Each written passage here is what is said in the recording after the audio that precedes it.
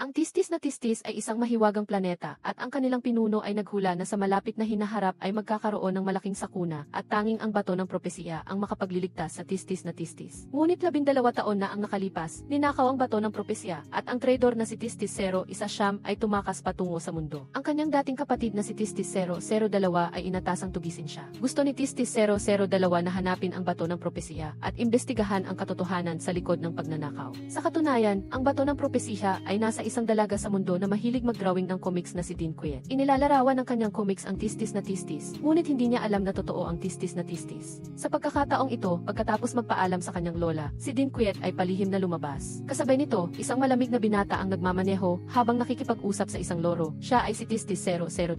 Hanggang hindi niya nahahanap ang sikreto ng bato ng propesiya at nahuhuli si Tistis 0-1. Hindi siya magkakaroon ng isang araw na kapayapaan. Sa kabila ng katotohanan na sa mga nakaraang taon, natuklasan nila ang signal ni Tistis 0-1 ng kabuuang 325 beses. Ang bilang ng mga matagumpay na paghuli ay 0. Habang nagsasalita, nagreklamo siya na hindi pinapakain ng amo ang kanilang banal na ibon ng almusal. Sa sandaling ito, dumating si Dean Quet sa Advanced Do Building, nag-iisip na wala pa ring sinumang dumating upang gawin ang misyon. Dapat siyang mabilis na makahanap ng bagong laro ang itlog. Ngunit dumating din ang kanyang matalik na kaibigan na si Baisen, at palihim na nais ng dalawa na tapusin ang lihim na misyon sa vending machine ng laro ang itlog. Nagbukas pa si Baisen ng live stream upang ipakilala ang ambisyosong pangarap ni Dean Quet, at ipinakilala din ang No is a comic artist ng China sa Butter na si Luthan. Siya rin ang idolo ni Dean Quet. Mag-host si Luthan ng isang fan meeting, ngunit dahil sa malaking bilang ng mga tagahanga, ang mga organizer ay nag-isip ng misyon na maghanap ng laro ang itlog. Hanggang mahanap mo ang tanging maswerteng itlog, maaari mong matanggap ang mahalagang pagkakataon na gabayan ni Master Fong De sa personal bukas. Si Dean Quet, dahil sa pagnanais na matutunan kung paano mag-drawing ng comics kasama niya, ay partikular na dumating ng maaga sa Advanced Do Building upang hanapin ang vending machine ng laro ang itlog upang gawin ang misyon. Bigla, kumuha siya ng isang laro ang itlog, tumunog ang musika at narinig ng gwardiya. Sa sandaling malapit na siyang tumakas, nahanap niya ang maswerteng itlog, ngunit naipit ang kanyang kamay sa vending machine ng laro ang itlog. Sa sandaling ito, ginamit ni Tistis 0-2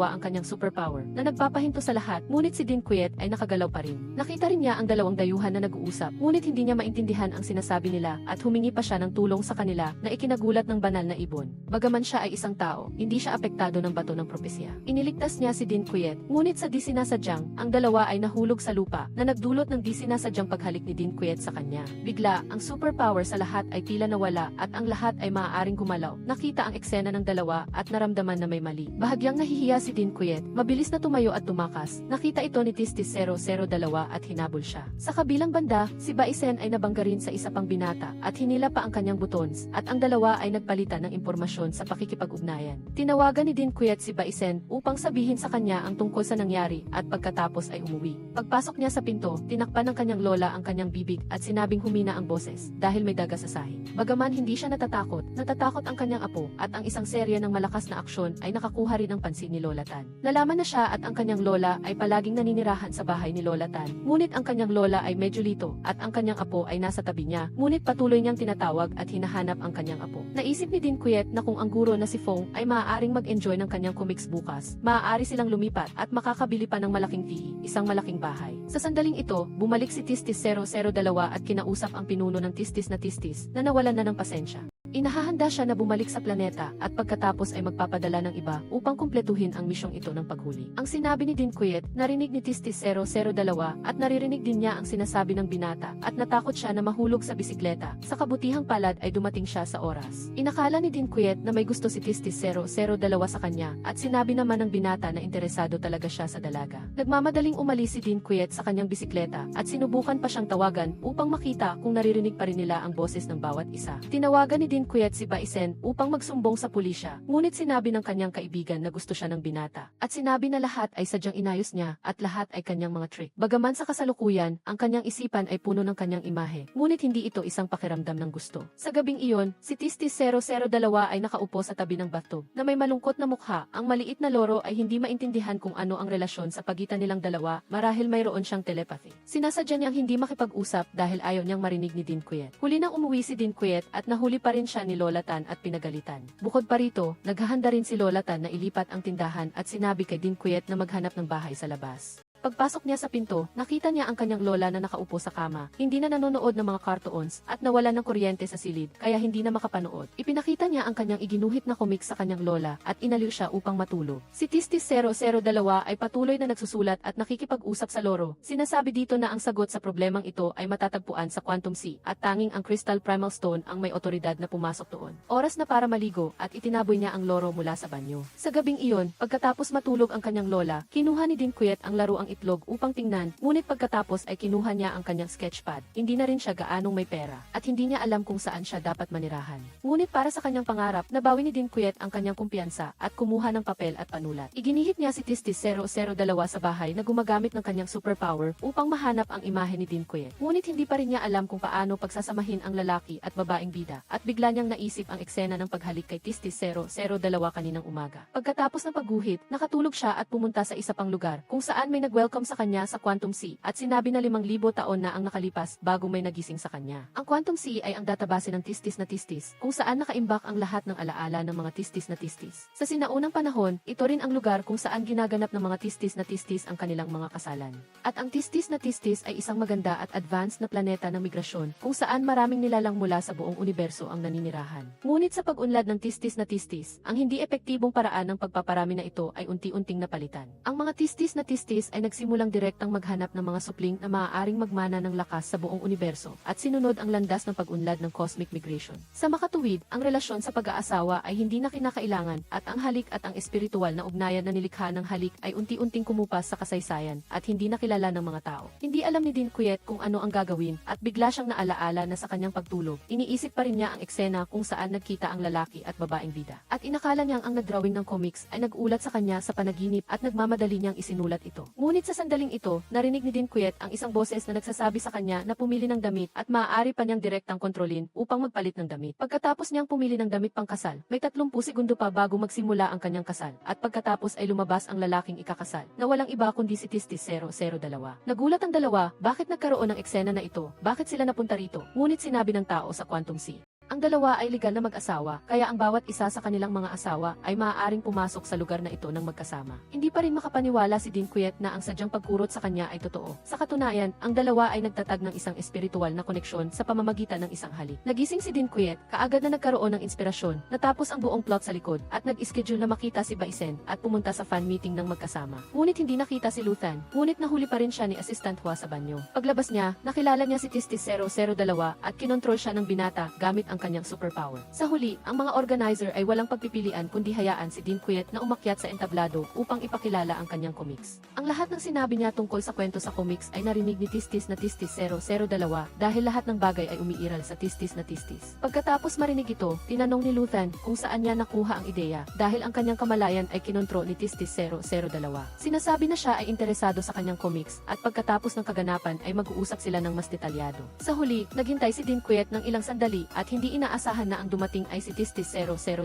Seryoso siyang tinanong kung sino siya at bakit niya kilala ang Tistis na Tistis. Sinabi ni Dinquet kay Tistis 002 na ang Tistis na Tistis ay ang comics na kanyang iginuhit. Naisip ni Tistis 002 na ang Tistis na Tistis ay totoo. Ngunit hindi niya ito sinabi. Ngunit narinig pa rin ni Dinquet kung ano ang iniisip niya. Napansin din ni Dinquet ang abnormalidad. Hindi niya binuksan ang kanyang bibig. Ngunit bakit niya narinig ang sinabi niya? Tinanong din niya si Tistis 002 kung alam niya ang ventriloquism. Bigla, naalaala ni Tistis 002 ang gabing nakaraang. Tinanong niya kung paano kanselahin ang mababang antas na relasyon sa kasal na ito at ang espiritual na koneksyon na ito. Bigla siyang lumapit at inakala ni Dinquet na si Tistis 002 ay umiibig sa kanya sa unang pagkikita. Sa katunayan, nakita niya ang kwintas na ang bato ng propesya ng Tistis na Tistis. Ngunit hindi naniniwala si Dinquet na inaakala na ang Tistis na Tistis ay kanyang comics at ang kwintas na ito ay hindi ang bato ng propesya, ngunit isang ordinaryong kwintas lamang. Nang lumabas siya sa umaga, natapon si Tistis 002 at ginamit niya ang kanyang superpower upang arestuhin si Dinquet, ngunit natumba siya ng isa pang tao. Nagmamadaling tinawagan ni Dinquet si Baisen upang humingi ng tulong. Si Baisen ay medyo masama pa rin at naririnig pa niya ang sinabi ni Tistis 002.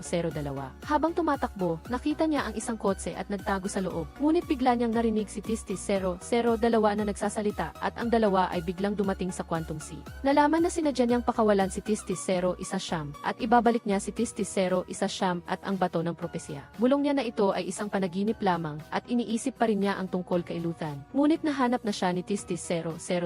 Sinabi niya kay Dinquet na ang nakita niya ay ang kanyang mga alaala. Sa sandaling ito, dumating si Baisen at agad siyang tumakbo patungo sa lugar kung saan siya umalis, ngunit hinarangan pa rin siya ni Tistis 002.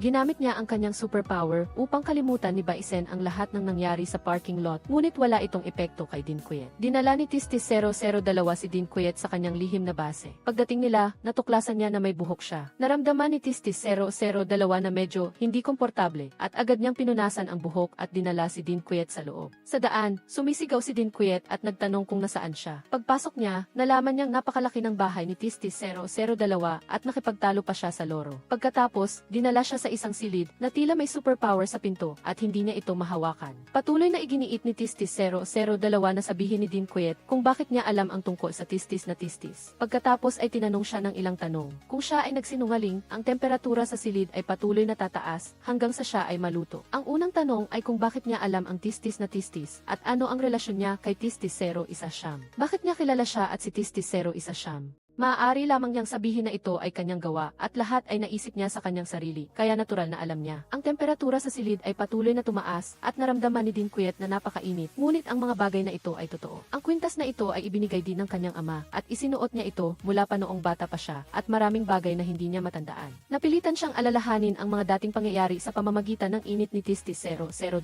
Nakita rin ni Tistis 002 ang mga bagay na ito at nahimatay si Dinquet dahil hindi niya ito kayang tiisin at dinala siya ni Tistis 002 sa labas. Hindi rin naalaala ni Luthan ang nangyari at ang lalaking nakilala ni Baisen sa simula ay tinitingnan ang mga file ng mga tao. Nag-iisip din siya kung paano makukuha ang bato ng propesya. Itinatag ni Tistis 002 ang isang espiritual na koneksyon at kapag kailangan niya, maaari niyang ipaalam kay Dinquet kung ano ang iniisip niya. Habang si Tistis 002 ay maaaring malaman kung ano ang iniisip niya sa anumang oras. Pagkatapos ay lumabas siya upang makipag-usap sa loro. Sa pakiramdam niya ay hindi peke ang pinagmula ng bato ng propesya. Ngunit hindi pa rin siya naniniwala sa comics. Nagising si Dinquet at nais tumakas, ngunit nakita siya ni Tistis 002 at sa sandaling iyon ay nakatanggap siya ng tawag mula kay Baisen. Galit na galit si Dinquet dahil kung hindi dahil kay Tistis 002, hindi maliligaw ang kanyang lola. Tinulungan siya ni Tistis 002 na hanapin ang kanyang lola at sinabi sa kanya na isuot ang kanyang mga damit, ngunit tumanggi siyang isuot ang mga ito. Pagmaneho niya pabalik sa dating lugar, pagpasok niya sa pinto ay nakita na niya si Lola Tan at sinabi pa na siya ang nagtaboy sa kanila. Ginamit ni Tistis 002 ang kanyang superpower upang kontrolin ang kanyang isipan at pinilit siyang sabihin ang katotohanan. Natigilan si Dinquet nang makita niyang kaya talaga niyang kontrolin ang isipan tulad ng inilalarawan sa kanyang comics. Dinala din ni Tistis 002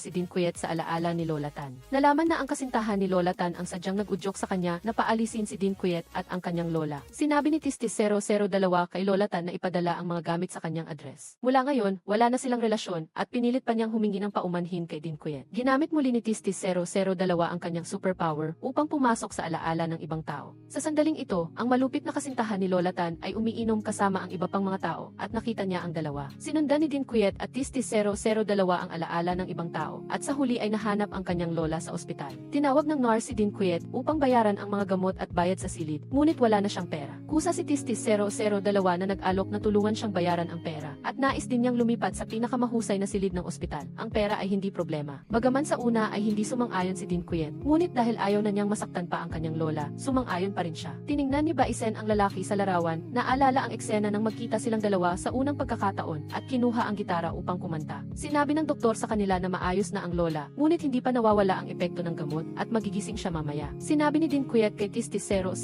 na kapag may pera na siya, ibabalik niya ito sa binata, ngunit hindi niya kailangan ng pera. Palaging inakala ni Dinquet na nagmula siya sa isang comics. Sinabi ni Tistis 002 kay Dinquet na umuwi muna sila sa kanyang bahay at dahan-dahan niyang sasabihin sa kanya kung ano talaga ang mga bagay na ito. Sinabi din niya kay Dinquet na ang kanyang tunay na pangalan sa mundo ay Batchda. Sa gabing iyon, bumalik ang malupit na kasintahan ni Lola Tan upang hanapin siya at nanatili siyang tulala at kailangan pa siyang tawagin upang bumalik sa kanyang sarili. Nakita niya ang business card ni Batchda at nagkaroon siya ng masamang balak. Sa sandaling ito, dinadala ni Batchda si Dinquet sa bahay at binuhat pa niya ito papasok at sinabi sa kanyang maghubad kaagad pagkapasok niya dahil siya ay isang taong malinis. Si Baisen ay nasa bahay na naghahanda upang linisin ang bahay at habang naglilinis ay naalala niya ang mga nangyari. nangyayari. Sinabi ni Bachda kay Dinquet na ipikit ang kanyang mga mata at gumawa ng mga cheesy na galaw sa kanya. Sinasabi ni Dinquet sa kanyang sarili, ang karakter na iginuhit niya ay hindi maaaring itapon. Pagkatapos magsalita, humiga siya sa kama, tiningnan ang kanyang relo na nagbibilang ng oras. At pagkatapos ang buong silid-tulugan ay naging quantum sea. Palaging inakala ni Dinquet na ito ay isang panaginip, ngunit sinabi ni Bachda sa kanya na hindi, ang quantum sea ay nabuo mula sa mga alaala ng mga namatay na tistis na tistis. Tanging ang mga tistis na nagsusuot ng Crystal Primal Stone ang maaaring pumasok, at mayroon din siyang Crystal Primal Stone na maaaring kontrolin ang isipan at kontrolin ang lahat, maliban kay Dinquet. Sa makatuwid, ang kwintas na suot niya ay hindi maaaring maging isang ordinaryong kwintas. Kung hindi niya makokontrol ang kanyang isipan, at lalong hindi siya makapasok sa quantum sea, tulad ng isang tistis na tistis. Pinagtibay ni Bachda na ang lahat ng ito ay totoo, hindi isang comics, at hindi isang panaginip, ngunit iniisip pa rin niya na mali ang pagkakaintindi ni Bachda sa problema, at iginiit pa rin na lahat ay kanyang nilikha. Sinabi ni Bachda na siya ay nasa mundo ng 12 taon na, ngunit sa panahong iyon ay isa pa rin siyang bata at hindi niya talaga naiguhit ang tistis na tistis. Pagkatapos marinig ito, hindi pa rin naniwala si Dinquet at ipinahayag pa ni Bachda na dadalhin niya siya sa bato ng propesya tungkol sa tistis na tistis. Galit na tumayo si Dinquet sa kama at pinilit siya ni Tistis 002 na manatili sa kanyang bahay at hindi siya maaaring umalis kahit isang hakbang. Nagpunta si Dinquet sa kusina at tinuruan siya ng maliit na loro kung paano magluto. Ang araw-araw na pagkain ni Bachda ay mayroong kontroladong pamantayan at kailangan din ni Dinquet na gumawa ng pagkain ayon sa kanyang mga kinakailangan sa maikling panahon, ngunit kung hindi ito nakakatugon sa mga kinakailangan, parurusahan siya. Mayroon ding menu para sa loro at hindi maaaring higit sa 1 gramo o mas mababa sa 1 gramo. Kahit ang oras ng tanghalian ay tumpak na kinakalkula hanggang sa segundo. Sa panahong ito, walang pinahihintulutang ingay na lumampas sa 20 sti. At sinabi rin kay Dinquet na mas mabuting huwag siyang gumala sa panahon ng tanghalian dahil ang tunog ng kanyang tsinelas ay lumampas sa 20 sti. Mayroon ding mga regulasyon sa kung gaano katagal dapat gumamit ng banyo ang bawat tao. Nang umupo si Dinquet, nakita niya ang isa pang kakaibang bagay at sinabi pa sa kanyang huwag magkaroon ng anumang buhok sa kanyang katawan. Sa huli, ang paglilinis ng silid. Sa kasalukuyan, ang posisyon ng bawat piraso ng kasangkapan ay maingat na kinakalkula. Pagkatapos ng paglilinis, dapat itong ibalik sa orihinal na lugar, kung hindi, parurusahan siya. Hindi na talaga kaya ni Dinquet at tinanong pa niya si Bachda kung isa ba siyang psychopath. Ang pagkain ay kailangang kalkulahin ang mga kalori. Ang pagpunta sa banyo ay kailangang tingnan ang stopwatch. Ipinaliwanag ng loro, ang superpower ni Bachda ay ang pagkontrol sa isipan sa mahabang panahon. Sanay na siya sa pagkontrol sa lahat ng bagay, tulad ng bahay na ito, na puno ng tumpak na aesthetic na halaga at kaayusan. Si Dinquet ay hindi kanyang alagang hayop, kaya bakit siya kailangang sumunod sa kanya? Pinapaalala ng maliit na loro sa kanya na hindi siya alagang hayop kundi asawa at kasal na sila. Sa sandaling ito, inimbitahan ni Bachda ang binata na lumabas at binigyan siya ng isang kanta na nilikha niya.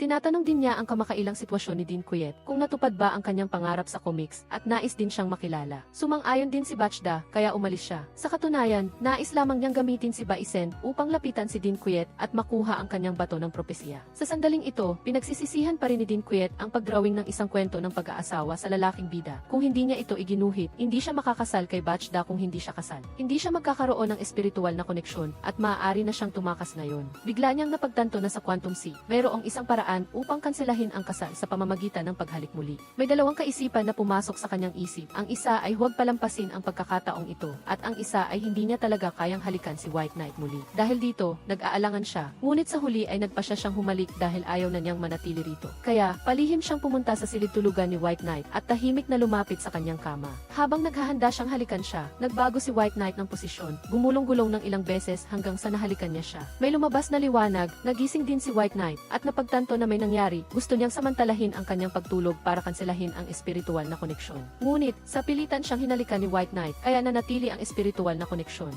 Si Liu Qing ay minamadali ni Assistant Hua para sa manuskrito. Sa bawat pagpapaliban ay mayroong maraming dahilan at kinuha pa ang kanyang comic book. Nang magsimula siyang mag-drawing, nakita niya ang comic book sa kanyang bag na siyang kay Dingju. Naging interesado si Liu Qing at patuloy na nanood. Si Dingju ay nasa bahay ni White Knight at nagpatuloy sa pagguhit ng comics at gumuhit pa para sa kanya ng isang ending na umaalis na siyang nakita ni White Knight. Pinayuhan niya si Dingju na huwag nang mag-isip ng kung ano-ano. Sa halip ay mag-aral magluto kung may oras. Pagkatapos ay umalis siya ng malamig. Ang lalaking nakikipag-date kay Baisen ay nagkabit ng gihit sa tape na ibinigay niya sa kanya. Pagkatapos ay inimbitahan siyang lumabas. Sa puntong ito, hindi sinasadyang sinabi ng Little Parrot kay Dingju na sa star-crossed lovers, ang apoy ay napakadelikado, kaya walang apoy. Napagtanto niya na maaaring takot si White Knight sa apoy, kaya kinuha niya ang lighter at tinakot siya, na ikinagulat niya. Si Dingju ay hindi pa rin naniniwala sa star-crossed lovers, at iniisip na ito ay isang comics na iginuhit niya. Si Granny Qin at ang kanyang kasintahan ay bumisita sa lola ni Dingju, na hindi pa rin nagigising, at ang nurse ay nag-aalaga sa kanya. Pagkapasok pa lang nila, hindi siya nag-alala sa kalagayan ng matanda, sa halip ay nagtanong siya sa halaga ng silid ng pasyente.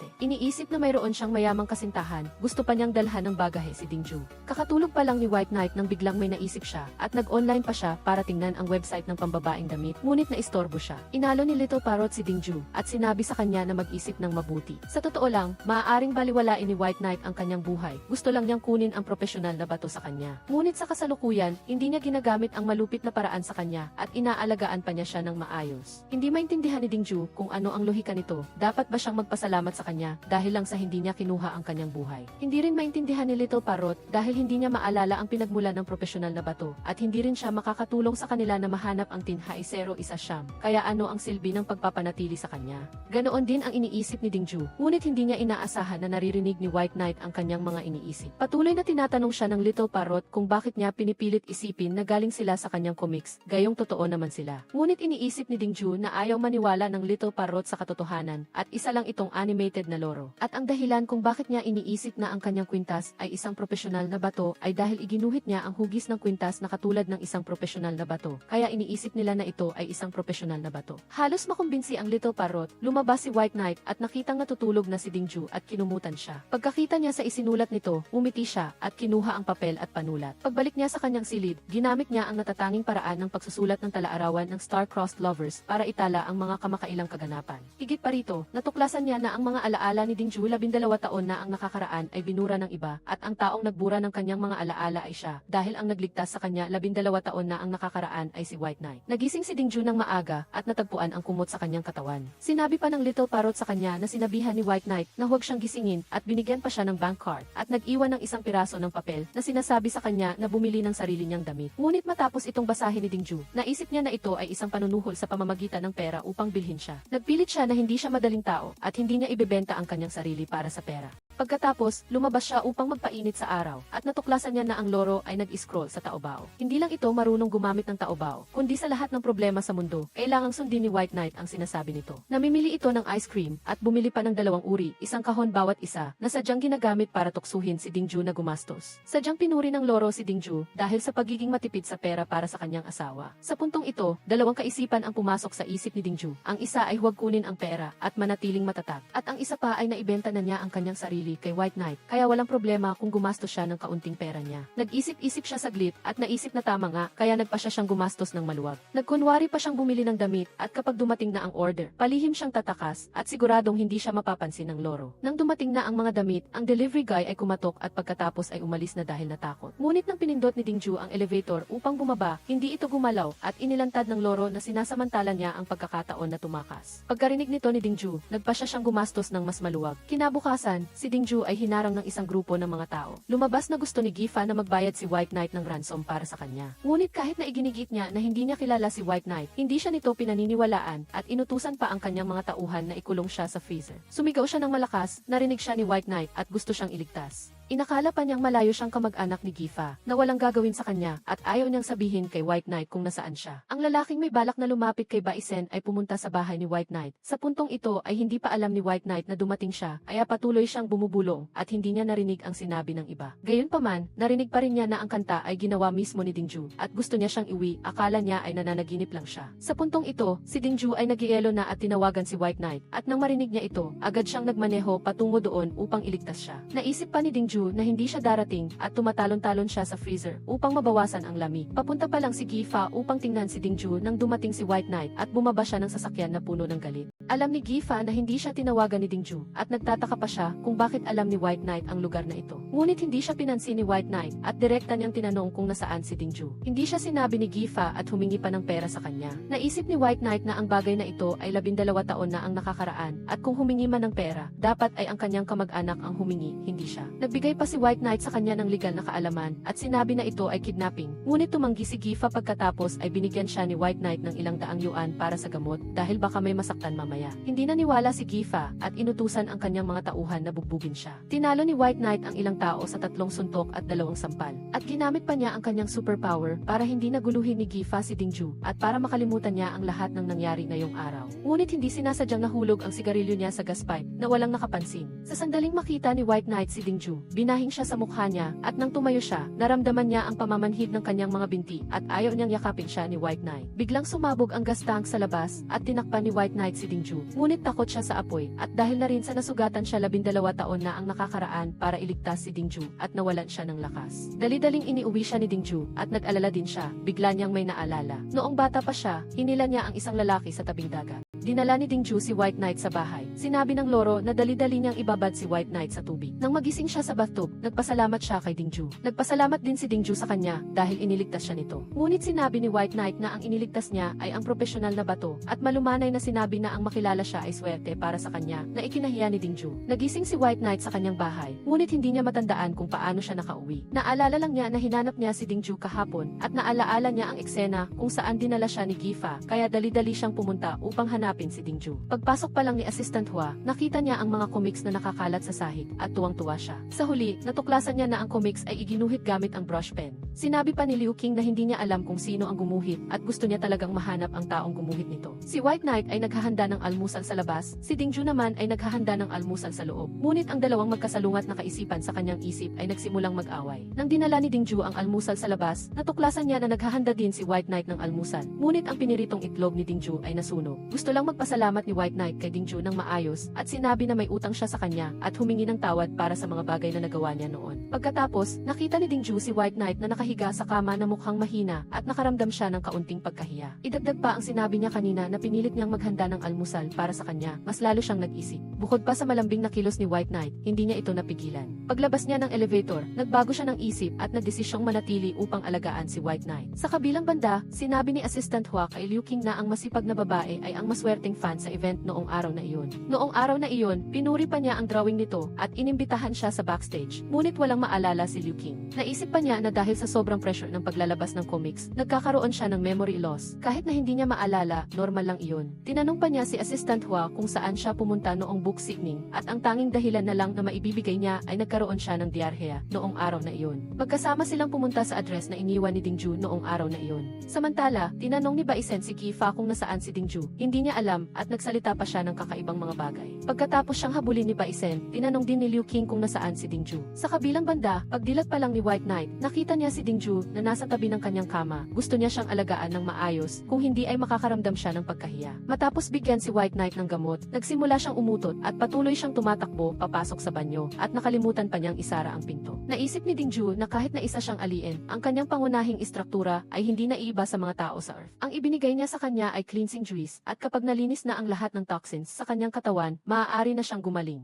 Pagkatapos, nagluto si Dingju para sa kanya, ngunit lahat ay gulay. Dahil sa isang itlog pa lang ay maaari na siyang mawalan ng malay, kaya hindi siya maaaring kumain ng taba at protina, gulay lang ang maaari niyang kainin. Hindi makatanggi si White Knight, kaya kinain niya ang lahat ng gulay na pinilit ni Dingju na kainin niya. Pagdating ng oras ng pagtulog, ayaw ni White Knight na umakyat sa kama, dahil mula umaga hanggang ngayon ay tumatakbo lang siya sa banyo, puro gulay ang kinain niya, at hindi talaga siya makakatulog. Ngunit kinuha ni Dingju ang mga patakaran na ginamit niya upang pigilan siya noon, at tiniyak niya sa kanya na tiyak na susundin niya ang regular na oras ng pagtulog na walang anumang pagkakamali. Tinignan ni Liu Qing ang painting sa dingding, hindi niya maintindihan kung bakit personal na ibinigay sa kanya ni Dingju ang painting noong book signing, ngunit bakit hindi niya siya maalala. Pagkakita niya sa mga painting na ito, umalis na si Dingju. Kinuha ni Assistant Hua si Liu Qing, sa tuwing nakikita niya ang comics na iginuhit gamit ang brush pen, parang nababaliw siya. Biglang dumating si Fugi para tanungin si Liu Qing na sumali sa isang comic artist selection show, at inimbitahan siyang maging hurado. Tumanggi si Assistant Hua para sa kanya, at sinabi na kung sasali siya, wala siyang oras para maglaro ng laro sa loob ng 3 buwan. Pagkarinig nito ni Liu Qing, sumang-ayon siyang tumanggi. Naramdaman ni Dingju na ang karaniwang paraan ng pag-aalaga sa pasyente ay hindi epektibo kay White Knight. Kaya napilitan siyang gumamit ng mga pamamaraan mula sa dalawais na mundo upang malutas ang problema. Pinanood niya ang lahat ng cartoons, pelikula, at American movies na may kinalaman sa aliens, at alam niya ang lahat ng estilo ng mga manunulat. Ang mga paraan na maaaring magpagaling sa mga alien ay walang iba kundi 3 uri. Ang una ay ay agham, ang pangalawa ay magic, at ang huli ay pag-ibig. Walang silbi ang agham at magic, kaya ang tanging natitirang paraan ay ang huli. Sa dalawaas na mundo, ang pag-ibig ang pinakamalakas, at walang bagay na hindi kayang pagalingin ang pag-ibig. Nang gabing iyon, natulog din siya sa sofa sa tabi ng kama ni White Knight para alagaan siya. Inihayag pa ni White Knight ang kanyang damdamin at nagpasalamat muli sa kanya. Ngunit nang makatulog na si Dingju, palihim siyang lumabas upang kumain ng patago. Naisip ni White Knight na ang likas na ugali ng mga tao sa Earth ay kaawaan ang mahihina. At ngayon na iniisip ni Dingju na may sakit siya, tiyak na hindi siya aalis at hindi siya pababayaan. Hangga't di alam niya ang paraan, makokontrol pa rin niya siya gaya ng dati. Kinabukasan, pumunta si Xiaoyi sa bahay ni White Knight. Nakatanggap ng babala si White Knight at dali-dali siyang lumabas upang tingnan, ngunit wala na siya doon. Kaya humingi siya ng tulong sa system upang hanapin siya at tumakbo siya para hanapin siya. Sa puntong ito, nagtatago si Xiaoyi sa likod ng mga palumpong at sinamantala niya ang pagkakataon na makapasok sa bahay ni White Knight at pagkatapos ay nagpanggap na siya. Umiikot siya sa bahay at nakita si Dingju at lumapit sa kanya. Nagising si Dingju at nagulat nang makita si White Knight na nakatitig sa kanya. Sa puntong ito, hindi pa niya alam na si Xiaoyi iyon. Inakala pa ni Dingju na mailagnat siya, ngunit nang hawakan niya ito, wala naman. Samantala, pumunta si White Knight sa isang abandonadong bahay. Pumasok siya upang mag-imbestiga at bigla siyang natumba dahil sa pagsabog. Sa kabilang banda, nang makita ni Dingju na hindi naaalala ni White Knight na may sakit siya, inakala niya na malubha na ang kanyang sakit kaya nakalimutan na niya na may sakit siya. Pagkatapos, patuloy na tinatanong ni Xiaoyi si Dingju at gusto niya siyang tingnan muli. Hinawakan ni Xiaoyi ang kanyang kamay at sinabi na nasa kritikal na kondisyon ang kanyang lola. Agad na nagpanik si Dingju at dali-dali siyang tumakbo upang tingnan ang kanyang lola. Sa puntong ito, nasugatan si White Knight at nakahiga sa sahig at hindi makatayo at minsan ay naglalaho at minsan ay lumilitaw. Dinala ni Xiaoyi si Dingju sa ospital. Ngunit hindi siya nagmamadali at ang kanyang mga kilos at galaw ay napakakaiba. Pagdating sa ospital, nakita ni Dingju na maayos ang mukha ng kanyang lola at masaya pa siyang nanonood ng cartoons at tinanong niya si Xiaoyi kung ano ang nangyayari. Ngunit pagkapasok pa lang niya, agad niyang ikinulong ang pinto at sinabi na wala pang nangyayari ngayon, ngunit hindi sigurado kung may mangyayari mamaya. Pagkatapos, lumapit siya at sinabi sa kanyang lola na humiga at matulog, mayroon siyang sasabihin kay Dingju. Pagkatapos magsalita, ginamit niya ang orasan upang gamitin ang kanyang superpower at agad na nakatulog muli ang lola, ngunit kung magigising siya mamaya ay depende sa saloobin ni Dingju dahil ang layunin niya ay ang profesional na bato sa kanya. Sa puntong ito, si White Knight ay nasa koma at biglang may tubig na tumulo sa kanyang ulo. Sa kabilang banda, hindi makapaniwala si Dingju na magsasalita si White Knight ng ganoong masasamang salita. Bukod pa rito, sinabi niya sa kanya noon na panatilihin ang kwintas, ngunit ngayon ay kinukuha na niya ito. Hindi talaga maintindihan ni Dingju kung ano ang ginagawa niya ngayon. Sa puntong ito, ipinakita din ni Xiaoyi ang kanyang tunay na mukha. Tinawag niya si Dingju na tanga dahil ang mga tao sa star-crossed lovers ay hindi nagkakasakit at kung magkasakit man sila, gagaling sila sa pamamagitan ng tubig. Sinabi pa niya ang naunang iniisip ni White Knight na hanggang may sakit siya, hindi aalis si Dingju, mananatili siya para alagaan siya at kusang loob siyang magpapakulong at tama nga na iyon ang balak niyang gawin. Iniisip pa rin ni Dingju na siya si White Knight at tinanong niya kung ang lahat ng sinabi niya ay puro kasinungalingan at umamin si Xiaoyi. Sinabi pa niya na wala siyang halaga sa kanya, ang mahalaga ay ang profesional na bato. Pagkatapos marinig ito ni Dingju, nagpasya siyang huwag ibigay ang kwintas. Hindi niya inaasahan na gagamitin ni Xiaoyi ang kanyang lola para takutin siya. Sa puntong ito, nagising na si White Knight at gusto ni Dingju na tumakbo palabas para maghanap ng doktor at nurse, ngunit hindi siya makalabas dahil sinara ni Xiaoyi ang pinto ng silid at kinausap pa si Dingju sa masamang tono. Nang makita niyang hindi na makahinga ang kanyang lola, maaari lang siyang pumayag na ibigay sa kanya ang kwintas, ngunit kailangan niyang huminto muna. Nang marinig ni Xiaoyi ang kanyang sinabi, dali-dali siyang tumayo. Matapos tumigil si Xiaoyi sa pag-atake sa kanyang lola, sinabi niya kay Dingju na ibigay sa kanya ang kwintas, ngunit nang mahawakan niya ang profesional na bato, natumba siya dahil sa liwanag at naapektuhan din ang labas. Nagising ang lola at itinulak siya ni Dingju palayo. Hinabol din siya ni Xiaoyi, ngunit hindi siya makapasok sa elevator. Mabuti na lang at nagsara ang pinto ng elevator sa tamang oras at ang pinto ng hagdanan ay nakakandado din. Sa puntong ito, gusto ni Xiaoyi na sirain ang sistema ng kuryente ng ospital, na mukhang nababaliw at maihawak pa siyang fire extinguisher upang basagin ang power source. Sa puntong ito, ginamit ni White Knight ang espiritual na koneksyon upang makipag-usap kay Dingju at doon lang niya naintindihan kung ano ang nangyari. Ngunit paglabas pa lang niya ng pinto, nakita niya na ang sasakyan ay naalis na, kaya tumakbo na lang siya sa kalsada at ginamit ang kanyang isip upang kontrolin ang iba at kunin ang kanilang sasakyan. Sa kabilang banda, humingi ng tulong si Dingju sa elevator, ngunit sa kasamaang palad ay narinig siya ni Xiaoyi. Nang gagamitin na sana niya ang kanyang superpower para sirain ang pinto ng elevator, dumating si White Knight at pinigilan siya. Pagkatapos ay inayos ni White Knight ang power source at gusto niyang tanungin si Dingju kung ano ang nangyari, ngunit hindi na siya nagtiwala sa kanya at tumakbo na sila ng kanyang lola. Pumunta si White Knight sa security camera room at tiningnan ang naunang sitwasyon ni Dingju at hulaan ang nangyari. Kinabukasan, inayos ni Baisen ang makeup ni Dingju para subukan niya ang kulay ng lipstick at mag-live stream kasama niya. Biglang tumawag ang boss kay Baisen, tinanong niya kung sino ang tangang modelo sa tabi niya, pinintasan pa niya ang kanyang advertisement at at binawasan ang kanyang sahod. Nais sana ni Dingju na mag-live stream kasama siya upang tumulong, ngunit hindi niya inaasahan na magdudulot siya ng problema sa kanyang kaibigan.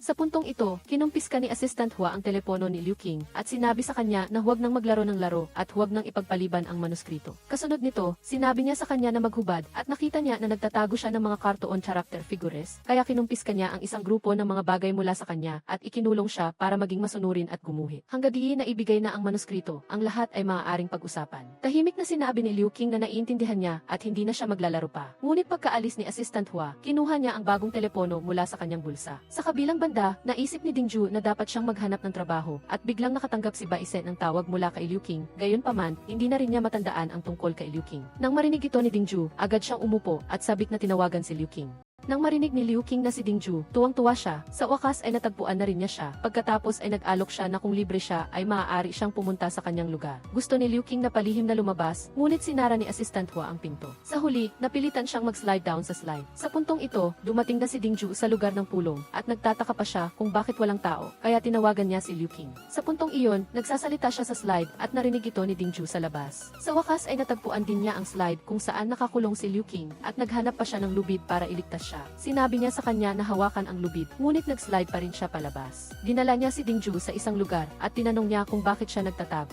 Ipinaliwanag niya na matagal siyang nakakulong ng masasamang kapitalista at sa pamamagitan lang ng pagtakas ay magiging tunay siyang sarili. Gusto rin niyang dalhin si Dingju sa isang kawili-wiling lugar. Dinala niya siya sa isang arcade at sinabi na ang bawat painting niya ay nilikha doon. Ang lugar na ito ang pinagmula ng kanyang inspirasyon, ang banal na lugar para sa bawat comic artist upang tingnan ang kanilang kalooban. Mayroon din siyang mortal na kaaway sa loob at ang talunin siya ay ang kanyang pangarap. Inakala ni Dingju na isa din siyang comic artist, ngunit lumabas na isa siyang matandang lalaki na mahilig maglaro ng video games. Gayunpaman, si Liu Qing ay napakamagalang sa matandang lalaki na ikinagulat niya at nagduda pa siya kung siya ba ang tunay na Liu Qing. Bumalik si White Knight sa bahay at iniisip pa rin ang mga bagay na nangyari sa nakaraang ilang araw. Naghanap siya ng ilang araw, ngunit hindi pa rin niya makita ang bakas ng profesional na bato at sa huli ay nahulaan niya na wala ito kay Dingju. Naalala ni Xiaoyi ang talaarawan na natagpuan niya sa bahay ni White Knight noon. Sa loob nito ay ang mga bagay na itinala niya. Nalaman din niya na kapag ang profesional na bato ay nakakonekta na sa host, ang tanging paraan upang makuha ang profesional na bato ay ang patayin ang host. Sa kabilang banda, si Liu Qing ay naglalaro ng laro kasama ang matandang lalaki sa loob ng 300 rounds at si Dingju naman ay nakatayo sa likod at pinapanood ang dalawa at paminsan-minsan ay sumisigaw ng gulat. Gayunpaman, hiniling ni Ludan kay Din Quiet na makipaglaro sa matanda. Hindi siya marunong maglaro at nang tangkain niyang tumakbo palayo, hinila siya ni Ludan at hinikayat siyang subukan. Naging dahilan iyon para mag-alab ang diwa ng paglaban ni Din Quiet at napakahusay niya sa paglalaro na natalo pa niya ang matanda. Nag-selfie pa si Ludan para ipagdiwang ang kanyang tagumpay. Lumabas sila at umupo sa tabi ng kalsada para kumain ng ice cream. Paminsan-minsan ay nagkukumpirma kung sila nga ba talaga ang isa't iisa. Tinanong din ni Ludan si Din Quiet kung mayroon siyang gustong gawin para sa kanya at hiniling niya na sabihin sa kanya. Gusto ni Din Quiet na matuto kung paano mag-drawing ng comics mula sa kanya. Ngunit hindi siya marunong gumuhit ng comics gamit ang paintbrush kaya hindi niya ito matuturuan.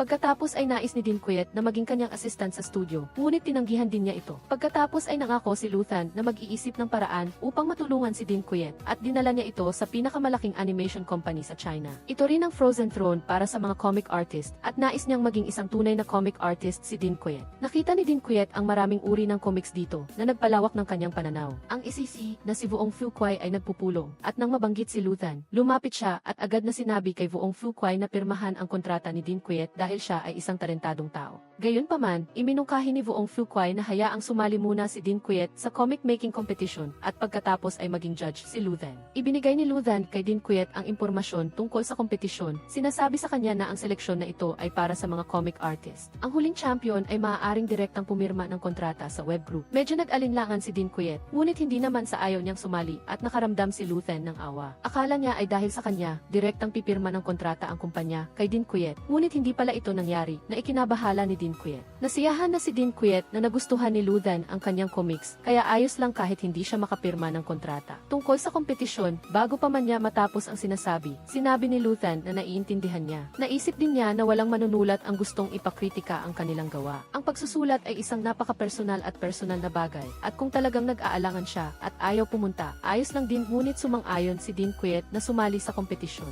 Gayunpaman, sa pag-aakalang hindi siya naging malinaw, idinagdag niya na kahit sumali siya sa kompetisyon, kompetisyong ito, hindi niya maipapangako na makakapirma siya ng kontrata. Hindi alintana ni Dinquet iyon. Mula nang magsimula siyang mag-drawing, si Luthan ang unang nagkagusto sa kanyang mga drawing at siya rin ang kanyang idolo, kaya masaya na siya. Hindi niya naisip kung makakapirma ba siya ng kontrata o kung magiging isang comic artist siya. Ngayon na hindi lang nagustuhan ng kanyang idolo ang kanyang drawing, kundi inirekomenda pa siya na sumali sa kompetisyon, siguradong sasali siya. Ano man ang maging resulta, masaya na siya sa pagkakaroon ng pagkakataong gumuhit ng comics. Sa gabi, umuwi si Dinquet sakay ng kanyang bisikleta at masayang-masaya siyang nakangiti habang nagbibisikleta. Ngunit bigla siyang huminto at nang tumingin siya sa langit, ay isang bigla ang kulay ube na liwanag at bumalik na ang kanyang kwintas. Nabigla siya at sumigaw siya kung nananaginip ba siya. Bakit biglang bumalik ang kwintas? Narinig iyon ni Bachda sa sandaling iyon. Natakot si Dinquet at itinapon ang kwintas. Hindi niya maintindihan kung ano ang nangyayari. Malinang na ibinigay na niya ito kay Bachda, kaya bakit bumalik ito at itinapon niya ito matapos sabihin iyon. Nang aalis na siya sakay ng bisikleta, bumalik sa kanya ang kwintas na nagpatili sa kanya sa takot at iniwan niya ang bisikleta at tumakbo palayo. Sa sandaling iyon, nang itatapon na sana ulit ni Dinquet, dumating na si Bachda. Sinabi niya sa kanya na wala itong kinalaman sa kanya at pinili siya ng Prophecy Stone, kaya hindi ito maaaring mahiwalay sa kanya. Sa parehong oras, dumating din si Teudich at nakinig sa kanilang usapan mula sa likod. Sinabi ni Dinquet na isa lang siyang ordinaryong tao sa mundo, ngunit sinabi ni Bachda na hindi niya ito magagawa at kung gusto niya kunin ang Prophecy Stone, kailangan niyang isama siya. Itinapon pa rin ni Dinquet ang kwintas at umalis. Pagkatapos ay nagharap ang dalawa. Nang aaksyon na sila, maraming tao ang nag-jogging, kaya tumigil si Bachda sa oras na iyon. Bumalik ulit ang Prophecy Stone kay Dinquet at pinag-isipan niya ang mga sinabi ni Bachda, ngunit sa huli ay hindi niya ito pinansin. Biglang nalungkot si Bachda na nakaupo sa tabi at ang pakiramdam na ito ay tulad ng kapag siya ay nakaranas ng heartbreak, ngunit wala naman siyang kasintahan kamakailan. Sinabi ni Dinquet na baka iyon ang premenstrual syndrome o ang emotional downturn bago, habang at pagkatapos ng kanyang buwanang dalaw. Nang marinig iyon, bigla siyang naging ayos at gusto na niyang umuwi para magsulat ng musika. Sa sandaling iyon, kusa na nag-text si Luthan kay Dinquet at nagkasundo sila at nag-usap ng masaya. Sa kabilang banda, pumunta si Assistant Ho para tanungin siya, ngunit wala siyang nagawa kundi umalis na lang. Kinabukasan, habang papunta siya sa kompetisyon, napagtanto ni Dinquet na bumalik na ang Prophecy Stone. Nang dumating siya sa tapat ng Tadio Studio, hindi siya hinintay ni Luthan. Hinintay siya ni Dinquet na lumabas, ngunit hindi siya nakilala ni Luthan.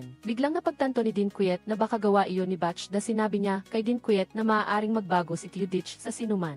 Kung sasali siya sa kompetisyon, hindi niya alam kung sino ang magiging anyo nito para lapitan siya. Ngunit walang pakialam si Dinquet, gusto lang niya ng tahimik na buhay. Pagkatapos ay itinapon niya ang kwintas sa ilog, na nagpahayag na wala na silang kinalaman sa isa't-isa. Ngunit hindi niya inaasahan na pagkaalis ni Dinquet, bumalik sa kanya ang kwintas. Labis itong ikinabigla ni Dinquet. Kasabay nito, ginamit ni Bachda ang kanyang superpower upang kontrolin ang mga staff at makapasok sa kompetisyon. Dinala din si Dinquet sa waiting room. Sa loob, nakakita si Dinquet ng napakaraming mahuhusay na gawa. Nakilala rin niya ang assistant ni Luthan at nag-usap sila. Ngunit nang makita niya ang napakaraming mahuhusay na tao, unti-unti siyang nawalan ng kumpiyansa. Sa sandaling iyon, naghahanda si Luthan na lumabas ng banyo. Nagbabantay sina Assistant Ho at buong Fuquay sa labas at hindi sinasadyang nabuksan nila ang maling pinto. Kaya tumakbo si Luthan sa banyo ng mga babae na hindi inaasahan ni Assistant Ho. Sa waiting room, sinabi ng mga staff sa mga kalahok na mayroon silang maikling gawain bago magsimula ang kompetisyon. Ang bawat isa ay may 1 minuto upang iguhit ang kanilang sariling cartoon image at pagkatapos ay pagsasamahin ito sa isang larawan bilang pambungad na bahagi ng programa. Tinaas ng lahat ang kanilang kamay ng may kasabikan at pagkatapos ay nagsimula ng gumuhit. Gumamit sila ng smart drawing tablets na hindi alam ni Dinquet kung ano at hindi pa niya ito nagagamit. Nang turn niya na para pumunta sa stage, hindi niya alam kung alin ang start button at hindi niya sinasadyang nabura ang gawa ng iba. Nang makita ng staff na may problema, sinuri nila ang kanyang impormasyon sa pagpaparehistro, ngunit wala silang nakita kaya gusto nila siyang paalisin. Nagmamadaling tumakas si Dinquet. Sa sandaling ito, dumating si Tin Haisero Isasham na si Teudich din sa lumang bahay ni Dinquet para maghanap ng mga pahiwatig. Malapit na magsimula ang kompetisyon at hindi pa rin dumating si Luthan, kaya hiniling ni Vuong Fuquay na simulan na ang kompetisyon. Nakita ni Dinquet si Bachda sa daan at sinabi niya kay Dinquet na sumama sa kanya at sinabi din sa kanya na wala itong kabuluhan kahit sumali siya sa kompetisyon. Sa sandaling ito, nagsimula ang kompetisyon at dinala ni Luthan si Dinquet sa isang lugar kung saan makikita niya ang lahat ng nangyayari sa entablado. Sinasabihan siyang manood ng mabuti upang makita kung ano ang magiging resulta kung sasali siya. Nakinig si Dinquet sa sinasabi ng mga hurado, ngunit hindi niya maintindihan at hindi niya alam ang mga teknikal na termino. Sinabi ni Bachda kay Dinquet na ang mga sinabi lang ng mga hurado ay ang pinakapangunahing kaalaman sa industriya ng comics. Bukod pa rito, ang mga taong ito ay mga profesional na artist na may formal na pagsasanay at may malawak na karanasan sa industriya. Samantala, wala siyang formal na pagsasanay at wala pang karanasan sa pagtatrabaho sa industriya. niya, kaya huwag nang pag-usapan ang karanasan. Ang dahilan kung bakit siya makakasali sa kompetisyon ay dahil kay Luthan. Labis itong ikinabigla ni Dean Quiet. Sa sandaling ito, nakita ni Luthan si Assistant Ho pagkalabas niya sa banyo. Sinabi ni Dean Quiet kay Bachda na umalis at kahit na ganito ang sitwasyon, gusto pa rin niyang sumali sa kompetisyon at gusto niyang gumuhit ng comics at sumulong. Hindi mapipigilan ng sinuman ang karapatan niyang abutin ang kanyang mga pangarap. Ngunit nang pumasok siya, pinapaalis siya ng staff. Nakipagtalo siya sa kanila at sa sandaling ito, hinihila na ni Assistant Ho si Luthan para mag-shoot ng mga karagdagang eksena at nakita rin ito ni Bachda. Tumingin si Luthan kay Dean Quiet at hindi pa rin siya maalala, ngunit alam ni Assistant Ho na pumunta si Luthan para maging hurado para sa kanya at hindi siya makapaniwala. Sa sandaling ito, taos pusong tinanong ni Dean Quiet si Luthan kung maaari siyang bigyan ng isa pang pagkakataon na sumali sa kompetisyon at opisyal siyang nagpakilala sa kanya. Kahit sina Assistant Ho at buong Fuquay ay alam ang pag-ira ni Dean Quiet, ngunit hindi pa rin siya maalala ni Luthan, kaya sinabi niya kay Dean Quiet na mag-drawing sa lugar, baka maalala niya kapag nakita niya ang drawing. Bagaman hindi sanay si Dean Quiet sa mga kamera na ito, kinuha pa rin niya ang pinakamahusay niyang paintbrush at nagpa siya na samantalahin ang pagkakataong ito. Ngunit hindi alam ni Dean Quiet ang eksena na hiniling ni Luthan na iguhit niya, hindi rin niya alam ang draft. Naisip ni Luthan na niloloko lang siya, kaya umalis siya. Nanatili si Dean Quiet hanggang gabi at sa wakas ay bumalik ang kanyang spirit at natapos niya ang isang kumpletong obra. Nag-aalala pa rin si Batch Sam sa bahay kung bakit late si Dean Quiet umuwi. Sa huli, binuhat siya ni Batch na sinabi ni Batch na na pagod si Dean Quiet at hiniling niya na alagaan siya ng maayos. Ngunit tila may naalala si Batch Sam at gusto niyang pigilan si Bachda at hiniling niyang tulungan siya sa paglilipat ng kutson. Sa sandaling ito, napansin ni Bachda na may biglang lumipat sa katabing bahay at naramdaman niyang may mali kaya sinuri niya ito. Nagising si Dean Quiet sa tunog ng telepono. Tanghali na at hindi niya matandaan kung paano siya nakauwi kagabi. Sinabi ni Batch Sam na ang kanyang boyfriend ang nagdala sa kanya at inilarawan pa niya ito bilang Princess Carrie. Habang nag-uusap sila, may kumatok sa pinto. Agad na binuksan ni Batch Sam at nakita niya si Teodich. May dala siyang mga regalo para sa kanya at sinabi niya na nagmamadali siyang lumipat kahapon kaya ito ang kanyang maliit na regalo. Binigyan din siya ni Batch Sam ng beer at napansin niya ang boton sa kanyang damit. Naisip niya na kapag ibinigay mo ang pindutan na pinakamalapit sa iyong puso sa ibang tao, nangangahulugan din itong ibinibigay mo ang iyong puso sa kanila. Ibinahagi ni Teodich na sa simula na wala talaga ito at pagkatapos ay hindi niya alam kung dapat niya itong ibigay sa kanya. Ngunit sa sandaling ito, nakalimutan na ni Batch Sam ang nangyari sa kanya noon at naramdaman niya na ang pindutan ay may eksaktong kapareho at tinanong niya kung may oras siya upang tahiin ito para sa kanya. Sa kabilang banda, naramdaman ni Bachda na gising na si Dean Quiet. Kasama niya ang kanyang lola at tinawag siya ni Batch Sam para kumain ng masarap na pagkain at ipinagmalaki niya na iyon ang regalo ni Teodich sa kanya at sinabi rin niya kay Dean Quiet na may bagong lipat na gwapong lalaki sa katabing bahay. Biglang may kumatok sa pinto at si Teodich nga iyon. May dala rin siyang red wine. Medyo natakot si Dean Quiet nang makita siya. Hindi niya inaasahan na may tinatago siyang espada sa likod ng kanyang likod at gusto niyang patayin si Dean Quiet. Mabuti na lang at dumating si Bachda sa tamang oras para pigilan siya. Tinanong ni Dean Quiet kung bakit siya narito at nagpakilala si Teodich bilang isang science fiction novelist. Hindi tinanggap ni Dean Quiet si Bachda at hinila niya si Batch Sam sa isang tabi para mag-usap. Sinabi ni Teodich kay Bachda na naghanda siya ng isang maliit na regalo para sa kanya sa Quantum Sea. Nakita niya ang ilang kawili-wiling bagay tungkol sa sunog 12 taon na ang nakakaraan at pinakinggan niya ang isang 2 segundong recording. Sa recording, may boses na nagsasabi sa kanya na paalisin muna ang kanyang anak na babae. Binalaan ni Teodich si Bachda na kung gagawin niya ito, pagkatapos ng 5 minuto, automatikong mai-upload ang video na ito online at sa oras na iyon, mamamangha ang buong mundo sa kwento ng pag-ibig niya at ni Dean Quiet. Galit na galit si Bachda tiningnan niya ang mayabang na Teodich sa harap niya, ngunit wala siyang magawa. 12 taon na ang nakalilipas, sinunod ni Bachda ang utos ng ama ni Dean Quiet na iligtas siya. Bagaman gusto niyang bumalik upang magligtas pa ng iba, siya ay nasa semi-transparent na estado at napansin ng mga tao sa Earth ang kanyang kakaiba. Ginamit din ni Teodich ang insidenteng ito upang takutin si Bachda at sinabi niya na mahal niya si Batch Sam at gusto niyang makasama siya at magkaroon ng magandang pag-ibig. Gayunpaman, hindi naniwala si Bachda sa kanyang sinabi. Sinabi ni Teodich kay Bachda na hanggagi hindi niya siya gagalawin, hindi rin niya gagalawin si Dean Quiet. Sa sandaling ito, pinayuhan ni Batch Sam si Dean Quiet na mga bisita sila at magiging nakakahiya kung hindi sila lalabas, ngunit ayaw pa rin lumabas ni Dean Quiet. At sinabi niya na nakipaghiwalay na siya kay Bachda pagkatapos ay lumabas si Batch Sam. At sa sandaling ito, sinabi din ng kanyang lola na nagugutom siya, kaya kumain sina Batch Sam at Teodich sa hapagkainan. Umupo din si Dean Quiet sa tabi at pinakain ang kanyang lola at si Bachda lang ang nakaupo mag-isa sa tabi. Pinasalamatan ni Batch Sam si Bachda sa paghatid kay Dean Quiet pa uwi kagabi at inanyayahan din siyang kumain. Gayunpaman, hindi siya kumain at nakipagtalo pa siya kay Teodich. Sinubuan pa ng kanyang lola ng paa ng manok si Teodich. Nakikita ni Bachda ang lahat ng ginagawa ni Dean Quiet mula sa gusaling nasa tapat ng kanyang bahay. Pinayuhan siya ng maliit na loro na magpahinga, ngunit nag-aalala siya na malaman ni Dean Quiet ang nangyari 12 taon na ang nakalilipas. Natatakot siya na malungkot siya at sinisisi pa niya ang kanyang sarili na iniisip na kung nailigtas iligtas niya ang ama ni Dean Quet sa oras na iyon, marahil ay magkakaroon siya ng ibang buhay. Kaya mananatili siya sa tabi ni Dean Quet, 24 paghahati 7, upang masiguro ang kanyang kaligtasan. Sa kabilang banda, nagmamadali si Vuong Fuquay na kunin ang sample video, ngunit nakaupo si Teudich sa kanyang kotse. Sa parehong oras, may isang violent light na lumipad patungo sa kotse na minamaneho ni Bachda, at sinabi niya na ang taong nasa harapan niya ay hindi si Luthan, kundi si Tin Hailabinsiam. Iminulat ni Luthan ang kanyang mga mata. Sinuri siya ni Bachda at nakita niyang siya ay 100% tao. Gayunpaman, hindi pa rin naniwala si Bachda at naisip niyang may problema sa system. Biglang lumitaw si Tin Haisero, isa siyam sa network group, at pagkatapos ay hinanap ni Luthan si Dean Quet. Napakakaiba nito. Bukod pa rito, kinontrol niya si Luthan, kaya paano niya pa rin ito matatandaan. Itinulak niya si Dean Quet at ginamit ang kanyang superpower upang tanungin si Luthan kung bakit niya hinahanap si Dean Quet. Sumagot lang siya na dadalhin niya si Dean Quet sa kompetisyon at may sub-competition pa. Gusto na naman ni Bachda na burahin ang alaala ni Luthan, ngunit pinigilan siya ni Dean Quet at tinanong siya kung masisiyahan lang ba siya kapag kinontrol niya ang lahat ng tao sa paligid niya. Pagkatapos ay sinabihan agad niya si Luthan na magmaneho. Matapos magmaneho ng ilang sandali, hindi alam ni Luthan kung saan pupunta. Sinabi ni Dean Quet na kahit saan, basta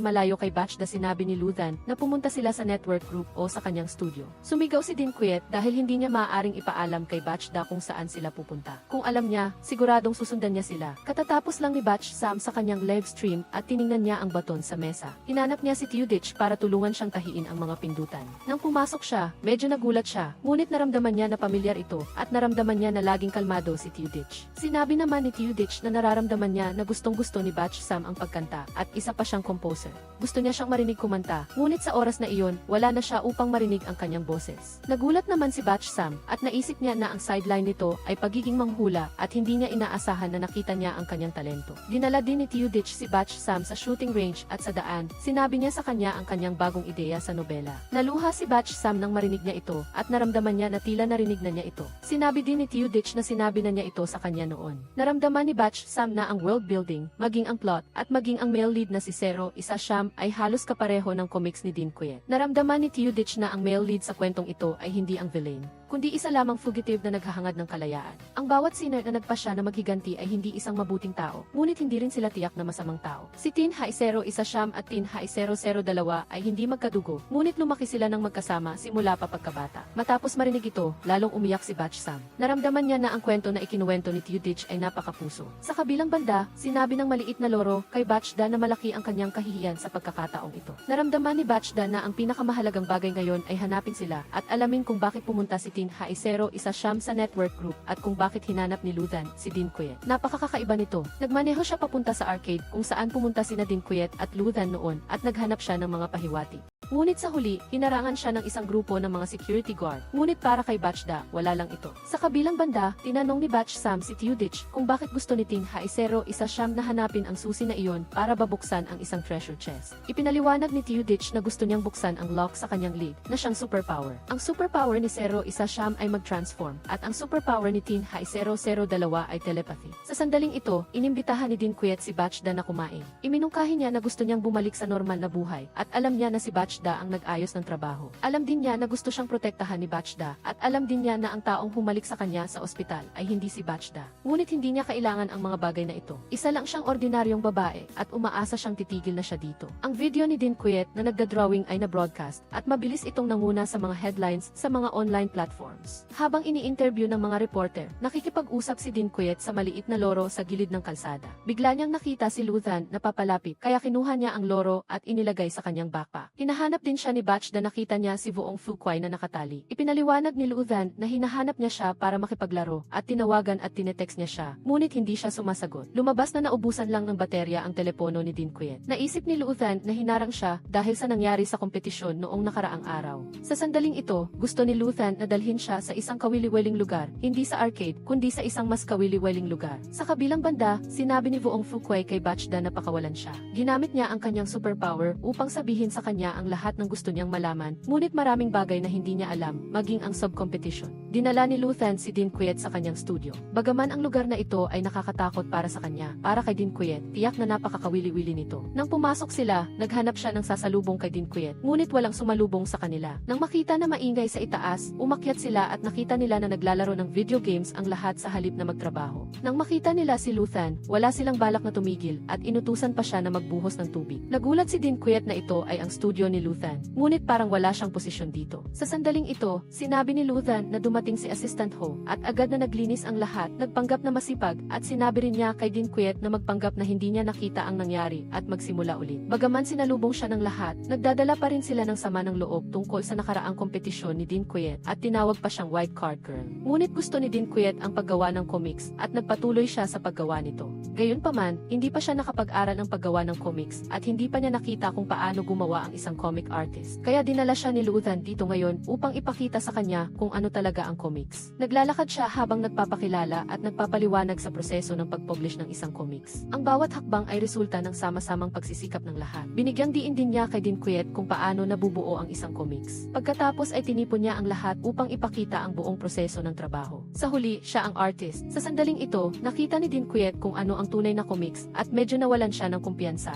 Hindi ko maintindihan kung ano ang pinaninindigan ko at pakiramdam ko ay napakahirap gumuhit ng mga comics. Gusto ni Luthan na maunawaan ni Dean Quiet na napakahirap gumuhit ng magagandang comics. Hindi lang ito mahirap kundi nakakapagod din, ngunit tinanong pa rin niya si Dean Quiet kung gusto pa rin itong magpatuloy sa pagguhit ng comics. Sa sandaling ito, nag-alinlangan si Dean Quiet at hindi rin niya alam kung dapat pa siyang magpatuloy sa pagguhit ng comics. Sa katunayan, ang mga napakahusay na comics na lumalabas sa publiko ay natapos ng isang buong studio at ang mga ito ay bunga ng pagsisikap at karunungan ng lahat. Ang tinatawag na ilaw ng comics ng China ay nilikha din ng lahat ng nasa studio. Kahit na napakababa ng talento sa pagguhit ni Dean Quiet at kahit hindi niya alam ang ilang mga pamamaraan, gusto pa rin ni Luthan ang mga guhit niya. Dahil gumagamit siya ng paintbrush at ito ay isang ink painting, na ngayon ay napakakaunting mga comic artists ang gumagamit ng paintbrush sa merkado. Kung ituloy niya ito, tiyak na magbubukas ito ng bagong landas. Sa pagkakataong ito, gusto rin niyang pumili si Dean Quiet ng isang beses kung dapat ba siyang gumuhit ng comics o hindi. Bukod pa rito, ang kasalukuyang bilang ng mga boto para sa kanyang auxiliary round ay ang pinakamataas at ang pagkakaroon ng maraming taong interesado ay isang pagkakataon.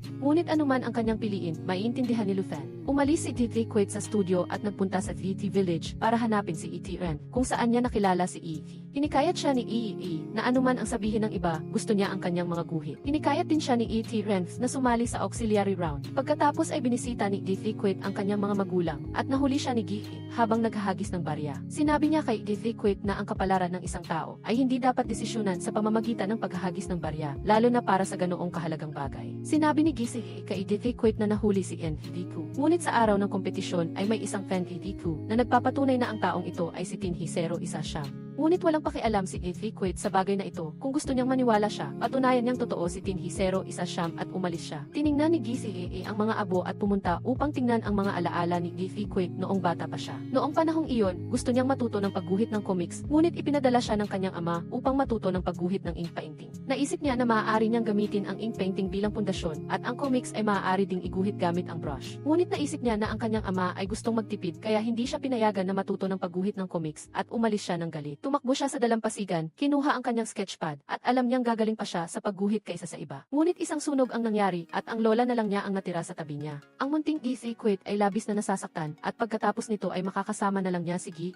Ngunit hindi rin siya naging mabuti sa kanya. Sa sandaling ito ay bumalik si Dean Quiet at isinulat niya na nakikita ni Gi ang kanyang mga alaala, ngunit hindi niya nakikita ang mga alaala nito. Tumingin si Dean Quiet sa kanyang sarili noong bata pa siya at sinabing huwag nang umiyak dahil walang silbi ang pag-iyak at dapat siyang maging isang matanda upang alagaan ng mabuti ang kanyang sarili at ang kanyang lola. Gayunpaman, ayaw pa rin ng bata na lumaki, ngunit ang lahat ay kailangang lumaki at ang hinaharap ay mahirap, ngunit okay lang dahil lagi siyang binabantayan ng kanyang ama. At ang panulat na ito ay isang regalo mula sa kanyang ama, kaya kailangan niyang magpatuloy sa pagguhit upang maging isang comic artist. Iyan ang gusto ni Dean Quiet na sabihin at iyan din ang gusto niyang gawin. Pagkatapos, tinawagan ni Dean Quiet si Luthan at sumang-ayon na lumahok sa auxiliary round. Bumalik si Dean Quiet at kinuha ang kanyang paintbrush. Sinabi din sa kanya ni Luthan na kahit na lumahok siya sa auxiliary round, hindi ibig sabihin na makakabalik na siya sa kompetisyon. Siya, tulad ng ibang mga kalahok, ay kailangang magsumite ng kanilang mga gawa at sa huli ay pipiliin ang isa na makakabalik sa kompetisyon. Bukod pa rito, hindi marunong gumuhit ng eksena si Dean Quiet. Para sa kanya, kailangan niyang gumuhit ng hindi bababa sa 8 pahina at mayroon lang siyang 1 linggo, magagawa niya ito. Sa susunod na 1 linggo, gagawin ni Dean Quiet ang lahat para makasali sa auxiliary round. Nakita ni Gi na si Dean Quiet ay 1 linggo nang hindi lumalabas ng bahay. Sa pagkakataong ito, walang sinuman ang maaaring mag-cancel sa kanyang qualification sa kompetisyon, ngunit mayroon pa siyang ibang paraan. Sa puntong ito ay natapos na ni Diffie ang lahat ng comics. Pinayuhan siya ni Con Diffie na kung gagawin niya iyon, tiyak na kamumuhian siya ni Diffie. Ngunit sa palagay niya ay sapat na ang galit ni Diffie sa kanya. Sa gabi bago ang kompetisyon, pinag-isipan ng mabuti ni Luthan ang kanyang desisyon bago nag-text kay Diffie. Ipinagmalaki ni Diffie na natapos na niya ito at hindi niya ito bibigyan sa pagkakataong ito. Labis na nasiyahan si Luthan at pinuri pa siya na hindi niya kailanman binigo ang sinuman. Maaga pa, paggising ni Diffie, dinalhan siya ni Giselle ng mga damit. Ngunit pakiramdam ni Diffie ay para lang ito sa isang palabas, kaya hindi siya nagpalit ng damit at kinuha ang kanyang bag at umalis. Pagdating pa lang niya sa set ay pinalibutan na siya ng mga reporter at mabuti na lang at dumating si Luthan upang iligtas siya. Kinuha ni Diffie ang kanyang mga guhit upang ipakita kay Luthan. Ngunit una niyang nakita ang kanyang kamay sa pagguhit na may awa sa kanyang mga mata. Sa katunayan, naiintindihan na ni Diffie kung bakit siya gumuguhit ng comics, hindi dahil sa kompetisyon kundi dahil lang sa pagmamahal, kaya hindi na mahalaga ang resulta. Sa sandaling ito, dumating si Kise at kinontrol ang mga reporter. Natuklasan na may dalang lighter si Diffie na sa katunayan ay dala niya para sa self-defense. Inakala ni Luthan na hindi na darating si Giselle sa pagkakataong ito dahil nandito na si Diffie. Ang pahayag na ito ay nakaramdam kay Diffie na kakaiba. Bakit hindi pa siya nagpapakita sa pagkakataong ito? Sa sandaling ito, nais ni Luthan na dalhin ang mga guhit sa mga organizer. Tila may naisip si Diffie at agad na pumunta sa pahingahan ni Luthan. Tinanong niya kung bakit alam nito na takot si Giselle sa apoy. Alam nito na may spiritual connection siya at si Giselle at kung paano niya napansin na kinokontrol ni Giselle si Luthan. Pinalibutan ng mga reporter ang set at gusto nilang interviewin si Diffie at nag-alala din si Luthan at tinawagan si Diffie ngunit hindi siya sumasagot. Sa sandaling ito, dumating si Kiisida Ho upang abisuhan siya na malapit nang magsimula ang taping. Ngunit ayaw ni Luthan na umalis nang hindi nahihintay si Diffie. Si Tiu Isie na nakatayo sa rooftop ay tumingin sa kanyang relo at mumiti ng masama. Samantala, nag-aalala si Luthan at nagmaneho upang hanapin si Diffie. Sa sandaling ito, nakikipag-away si Diffie kay Giselle. Kinagat niya ng malakas ang braso nito at tumakas. Gusto ni Giselle na hilahin si Diffie pabalik, ngunit hinarangan siya ng bato ng propeta. Sinamantala ni Diffie ang pagkakataon upang tumakas at nang hahabulin na sana siya ni Giselle ay nakilala niya si Tiu Isie at nagsimula silang mag-away. Sinaksak ni Tiu Isie ang sensitivities word kay Giselle. Baga magigi, hindi siya malubhang nasugatan sa pagkakataong ito. Hindi siya makagalaw, kung hindi, magiging mahirap hulaan ang mga kahihinatnan.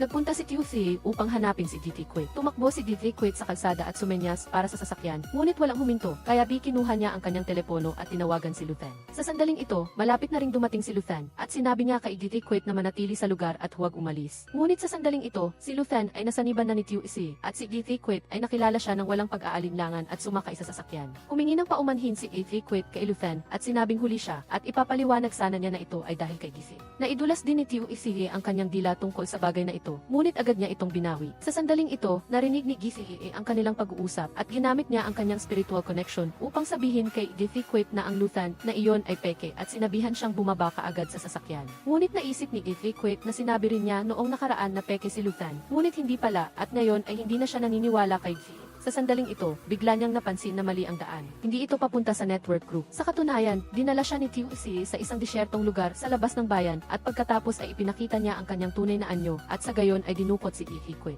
Sinabi ni Tiu Isie kay Diffie na ilang araw na ang nakalipas ay isa pa rin siyang bagong kapitbahay na lumipat sa tapat ng bahay ni Giselle. Ngunit ngayon ay si Tinhi 0-1 na siya. Hindi naniwala si Diffie lagi niyang iniisip na hindi ito totoo. Nang maging si Kise ay si Tiu Isie at pagkatapos ay naging si Luthan, doon lang naniwala si Diffie na totoo ang sinasabi ni Giselle. Inamin ni Tiu Isie na nang una niya siyang makilala. Ang kanyang pagkakakilanlan ay si Giselle at sa oras na iyon ay gusto na niyang kunin ang bato ng propeta. Ngunit sa oras na iyon, siya at ang bato ng propeta ay coexisting at ngayon ay iniisip niya na masyado siyang malambot ang puso noong una, kung hindi ay wala sana ang mga problemang ito mamaya. Ang auxiliary round ay syempre na inayos din niya, ngunit hindi siya gumawa ng aksyon sa auxiliary round. Kailangan lang niyang personal na imbitahan siya ni Luthan na dumalo sa kompetisyon at tiyak na darating siya. Kahit anong pagpigil ni Giselle, gagawin niya ang lahat para makatakas sa kanya at dumiretso sa kanyang mga bisi. Sa sandaling ito, sinabi ni Giselle kay Diffie na humanap ng paraan upang magpalipas ng oras at lihim siyang umiti ng napakagaling. Pagkatapos ay sinabi niya kay Tiu Isie na ang Teen Kids Vai ay hindi talaga umiiral. Ito ay nagmula lamang sa kanyang comics at ang bato ng propeta ay hindi rin totoo. Ngunit napansin niya na gusto ni Diffie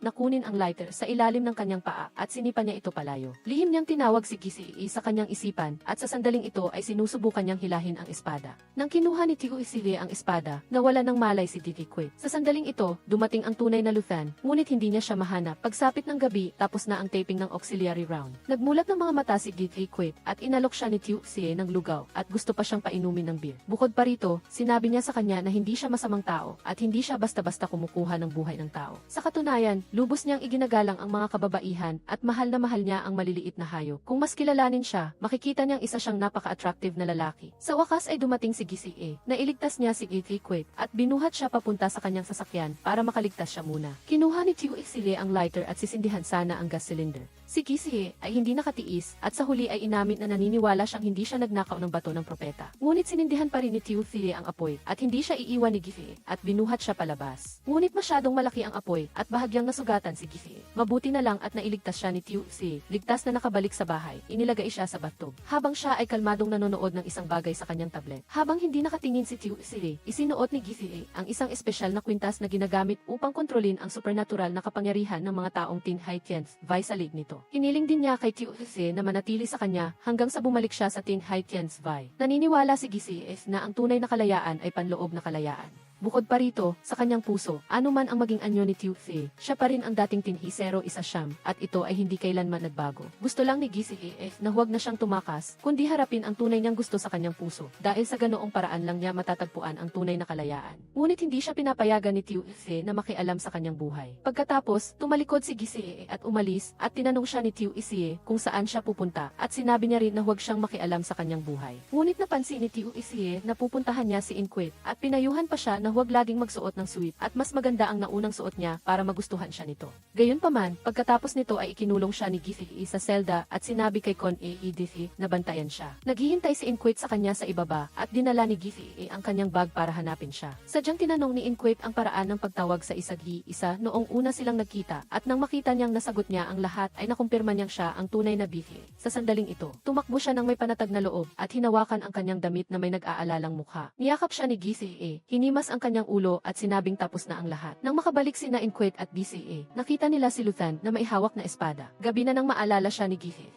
Paliwanag niya kay Luthan na ang nangyari ngayon ay hindi matatapos kahit 3 araw at 3 gabi. Kaya sa susunod na araw na lang at sinabihan si Luthan na magpahinga muna. Ibinalik ni GCA si Inquit sa kanyang silid at dinala ang kanyang comics. Humingi siya ng paumanhin dahil hindi siya pinayagang makilahok sa kompetisyon. Maingat din niyang kinuha ang kanyang kamay upang pagalingin ang sugat gamit ang high-tech na alien technology. Kanina ay umiyak si Inquit at naipahid ang sipon sa kanyang damit kaya kinuha niya siya ng bagong damit para magpalit. Paglabas ni GCA ay nakita niya si Luthan na nakaupo sa kanyang sasakyan at hindi pa umaalis at sinabihan si GCA na sumakay. Lubos siyang nagpapasalamat kay Luthan sa pagtulong sa kanya ngayon. Sa totoo lang, walang pakialam si Luthan sa bagay na iyon, gusto lang niyang malaman kung dahil ba sa kanya, kaya hindi dumating si Inquit para makilahok sa kompetisyon. Ang pagguhit ng comics ay napakahalaga para kay Inquit. Umaasa lang siya na ang isang taong tunay na nagmamahal sa comics ay dapat magkaroon ng pagkakataong makilala. Pinayuhan din niya si GCA na pag-isipan ng mabuti kung ano talaga ang mabuti para kay Inquit. Pagkatapos magsalita, naramdaman pa niya na napakabait na pagalitan ang isang alien. Si GCA ay hindi pa nakakabawi sa pagkahiya at sinabi pa ni Luthan nang mayabang kay GCA na bumaba siya sa sasakyan at hindi niya ito ihahatid sa bahay. Bumalik si GCA at gusto niyang makipag-usap kay QC, ngunit ayaw nitong makipag-usap. Ngunit sa katunayan, nahulaan niya ang dahilan ng pagkabagabag ni GCA at tila hindi na rin siya gustong bumalik sa Tin Hai Tian's Vi. Sa sandaling ito, hinugasan ni Inquit ang jacket ni GCA at nahuli siya ni GCA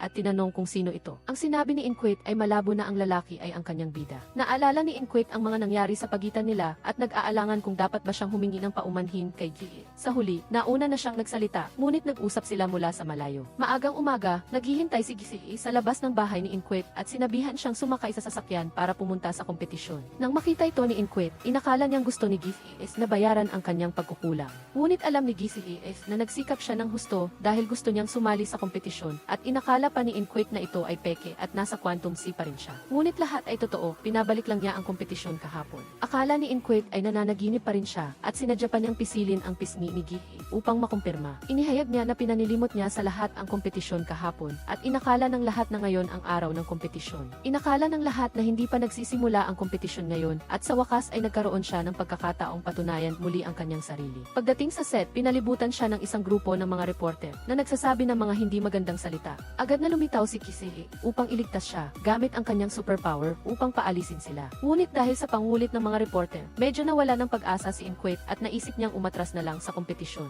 Bukod pa rito, ang resulta ng nakaraang kompetisyon ay napagpasyahan na, kaya hindi na ito makatarungang ulitin. Ngunit sa palagay ni Gisee, dahil hindi siya sumali sa kompetisyon, kaya hindi naging patas ang resulta. Higit pa rito, si Inquit ang pinakamahalagang tao sa kanyang puso, at ibinabalik lamang niya ang pagkakataon na dapat ay sa kanya. Nakita niyang nag-aalinlangan pa siya, kaya kiinasar siya ni Gisee na hindi naman siya duwag noon sa Quantum Sea. Sa sandaling ito, dumating din si Luthen at tinanong si Gisee kung bakit siya nandito, ngunit pinayuhan lang niya si Inquit na magsumikap. Patuloy na tinatanong ni Luthen si Inquit kung bakit siya hinahadlangan ni Gisee sa paglahok sa kompetisyon, at ngayon ay siya pa ang kusang nagdala sa kanya rito. Nararamdaman din ni Luthen na iba na si Inquit ngayon kaysa dati, at naisip niyang nabobo na siya sa pagguhit. Sa katunayan, alam lang ni Inquit na hindi madali ang pagkakataong ito, kaya mas pinahahalagahan niya ito. Tuwang-tuwa si Senku nang makita si Inquit. Salamat sa kanya sa nakaraang kompetisyon, tumaas ang bilang ng mga sponsor ng Hensdu Group at nakatulong pa ito sa kanya na makumpleto ang target ng kumpanya bago ang deadline. Ngunit tila hindi niya pinagkakatiwalaan ang kanyang kakayahan, iniisip niyang magiging tulad siya ng dati. Pumasok si Inquit sa banyo at tinanong siya ni Gisee mula sa malayo kung natatakot siya. Inakala ni Gisee na ang mga taong tunay na natatakot ay ang mga naiinggit lamang sa kanya. Ngunit inisip ni Inquit na ang lahat ng iba ay mahusay at siya lamang ang mahina. Hinikayat siya ni Gisee na siya ang pinakamagaling, napakatapang at mapangahas kahit na nasaksihan niya ang kalupitan ng realidad. Hindi siya umatras, hindi siya umiwas, ngunit nilabanan niya ang lahat at iyon ang tunay na katapangan. Nagsimula na ang kompetisyon, umakyat na si Inquit sa entablado, at sa pagkakataong ito, ang kanyang obra maestra ay ang Tin Heikian Spy. Gayunpaman, pagkatapos nito, kinulong siya ni Gisee sa selda at sinabi kay Kon-e Hidefi na bantayan siya. Naghihintay si Inquit sa kanya sa ibaba at dinala ni Gisee ang kanyang bag para hanapin siya. Sadyang tinanong ni Inquit ang paraan ng pagtawag sa isa noong una silang nagkita, at nang makita niyang nasagot niya ang lahat ay nakumpirma niyang siya ang tunay na Bifi. Sa sandaling ito, tumakbo siya ng may panatag na loob at hinawakan ang kanyang damit na may nag-aalalang mukha. Niyakap siya ni Gisee, hinimas ang kanyang ulo at sinabing tapos na ang lahat. Nang makabalik sina Inquit at Gisee, nakita nila si Luthen na may hawak na espada. Gabi na nang maalala siya ni Gisee. Ang pagpasok niya sa susunod na round ay walang kinalaman kay Gisee. Ito ay dahil sa kanyang pagsisikap. Tunay na nanalo siya sa kompetisyong ito. Sa kabilang dako, si Tue Iside ay naglalaro sa kanyang tape. Naalala niya ang paghahanap niya sa tape at naalala rin niya ang eksena na nangyari kay Gisee. Umiinom sina Inquit at Gisee. Malapit nang malasing si Inquit, ngunit sa pagkakataong ito ay lasing na si Gisee at gusto pa niyang magparada para sa mga alimango. Sinabi niya sa kanila na magtipon, pumila, at mag-roll call. Sa oras na ito, napansin ni Inquit na talagang mahina ang tolerance sa alak ng mga alien. Hindi inaasahang narinig din ni Gisee ang mga alimango na kumakanta at sumayaw pa siya ng masaya na umakit sa atensyon ng iba at ikinahiya ni Inquit. Nang akmang hihilahin ni Inquit siya, gusto pa niyang ipakita ni Inquit ang paglalaban ng mga alimango at ginamit pa niya ang kanyang superpower upang kontrolin ang isipan ng iba. Lahat sila ay nanonood ng kanyang mga alimango na naglalaban. Isinakay ni Inquit si Gisee sa isang public bicycle at hinila siya papunta sa isang lugar bago siya pinaupo. Ngunit lasing pa rin siya. Pagkatapos, nagpunta sila sa dalampasigan, humiga si Gisee sa kandungan ni Inquit at pagkaraan ng ilang sandali ay nagising siya at tinanong kung nasaan sila. Sinabi ni Inquit sa kanya na ito ang lugar kung saan siya madalas pumunta kapag tumatakas siya noong bata pa siya, at bukod pa rito, hindi na sila makakabalik kaya doon sila nagpunta. Pagkatapos magsalita, gusto na agad matulog ni Gisee. Tiningnan siya ni Inquit habang nakahiga. Sinabi niyang masamang tao siya, ngunit naramdaman niyang mukhang mabuting tao siya habang natutulog. Sinabi ni Inquit kay Gisee ang tungkol sa nakita niyang shooting star noon at labis siyang nagsisisi na hiniling niya noon sa shooting star na palitan ang kanyang ama. Sinabi ni Gisee na hindi niya iyon kasalanan dahil ang shooting star ay sa simula pa lang ay cosmic dust na lumulutang sa kalawakan, at dahil sa gravity ng mundo ay nahulog ito sa atmosfera at nagdulot ng isang meteorological phenomenon. Ang pag-asa ng mga tagamundo sa isang shooting star ay isang napakawalang kwentang bagay. Naisip ni Inquit na huwag siyang magsalita ng walang kabuluhan kung hindi niya siya naiintindihan, ngunit pakiramdam ni Gisee ay siyentipiko ang kanyang sinasabi. Biglang tumingala si Inquit at nakita ang isang shooting star at tuwang-tuwa siyang itinulak si Gisee. Ngunit bago pa siya makahiling, tinanong na siya ni Gisee kung ano ang kanyang hiling. Ayaw niyang sabihin, ngunit narinig niya ito gamit ang spiritual connection. Hindi niya inaasahan na hihiling si Inquit sa shooting star na bilhan siya ng bahay, at sa tingin niya ay napaka-practical ng mga ordinaryong tao. Iminungkahi ni Gisee na maaari siyang humingi ng pera ng direkta, ngunit naramdaman ni Inquit na mas mahalaga ang bahay, dahil doon ay makakasama niya ang kanyang lola. Biglang humiti si Baiye at hinawakan ang kamay ni Dingju. Ginamit ang kanyang super ability para gumawa ng shooting star shower para sa kanya. Masayang umikot si Dingju Dingju at sinabi sa kanya ni Baie na kahit gaano karaming hiling pa, kayang matupad ng shooting star shower ang lahat ng ito. Bigla na lang may narinig si Baie at nilapit ang tenga niya sa babae at nalaman niyang ito ay ang tibok ng puso nito. Kinabukasan, paggising ni Dingju, lumapit sa kanya si Baie na basang-basa ang damit. Dali-dali siyang kumuha ng ibang damit para ipasuot sa lalaki at hindi sinasadyang nakita ang pang-itaas na bahagi ng katawan nito habang nagpapalit siya. Dahil dito, hindi maiwasan ni Dingju na mahiya na mula ang kanyang mukha at bumilis din ang tibok ng kanyang puso. Tinanggihan din si Baie nang gusto niya itong ihatid pa uwi, pero sinundan pa rin niya si Dingju at tinanong siya kung bakit mabilis ang tibok ng puso nito. Hindi na matiis ni Dingju at tinanong pa siya kung siya ba ay si Tang Sanzang. Sa paglalakad ay hindi sinasadyang nadapa siya at sinalo siya ni Baie. Naging maliwanag ang kanyang mga mata. Sa almusal, pinunasan ni Baie ang dumi sa gilid ng bibig nito at naramdaman pa rin ni Dingju na hindi niya kayang mahalin ito. Pero narinig ito ni Baie at patuloy siyang tinanong. Alam na niyang gusto siya ni Dingju, pero dahil nahihiya ay umalis na ito. Nalaman ni Baie na may nangyaring masama sa star-crossed lovers at ang propeta ay namatay na 12 taon na ang nakakaraan. Mabilis niya itong sinabi kay Xiaoyi. Naramdaman ni Baie na ang sitwasyon ay malalaman lamang pagbalik niya. Ngunit sa loob ng 12 taon na nasa Earth siya, ang nakikipag-ugnayan at nag-uutos sa kanya ay isang peking propeta. Kaya di nagplano silang bumalik. Pinayuhan din ni Xiaoyi si Baie na ang pag-ibig ay walang solusyon at pinakalma siya. Ngunit naisip ni Baie na hindi dapat siya mahalin ni Dingju. Ngunit ang damdamin ng tao ay hindi talaga makontrol. Ikinumpara ni Xiaoyi ang sitwasyon niya at ni Dingju at naramdaman ni Baie na hindi siya dapat hintayin ni Dingju. Lalo na hindi niya dapat siya alalahanin habang buhay. Dapat din ay may sarili siyang buhay. Ngunit lubos na naunawaan ni Xiaoyi na si Dingju ay isang napakatigas na ulo kapag nagmahal, nagmamahal at hindi siya magsisisi. Ngunit may isa pang posibilidad, paano kung bumalik si Baie. Sa sandaling ito, naisip niya ang eksena kung saan nagtatapat si Dingju sa kanya. Kahit na sila ay hindi magkapareho ng uri, ang isa ay taga-Earth at ang isa ay isang alien. Ngunit ang pag-ibig ay maaaring malampasan ang lahat. Kung may mga paghihirap, maaari nila itong malampasan ng magkasama. Gusto pa ni Dingju na kumita ng pera para buhayin siya at pumirma ng kontrata para manirahan kasama siya. Nakita ni Xiaoyi na nag-a-assume si Baie at hindi niya maiwasang putulin ang usapan nito.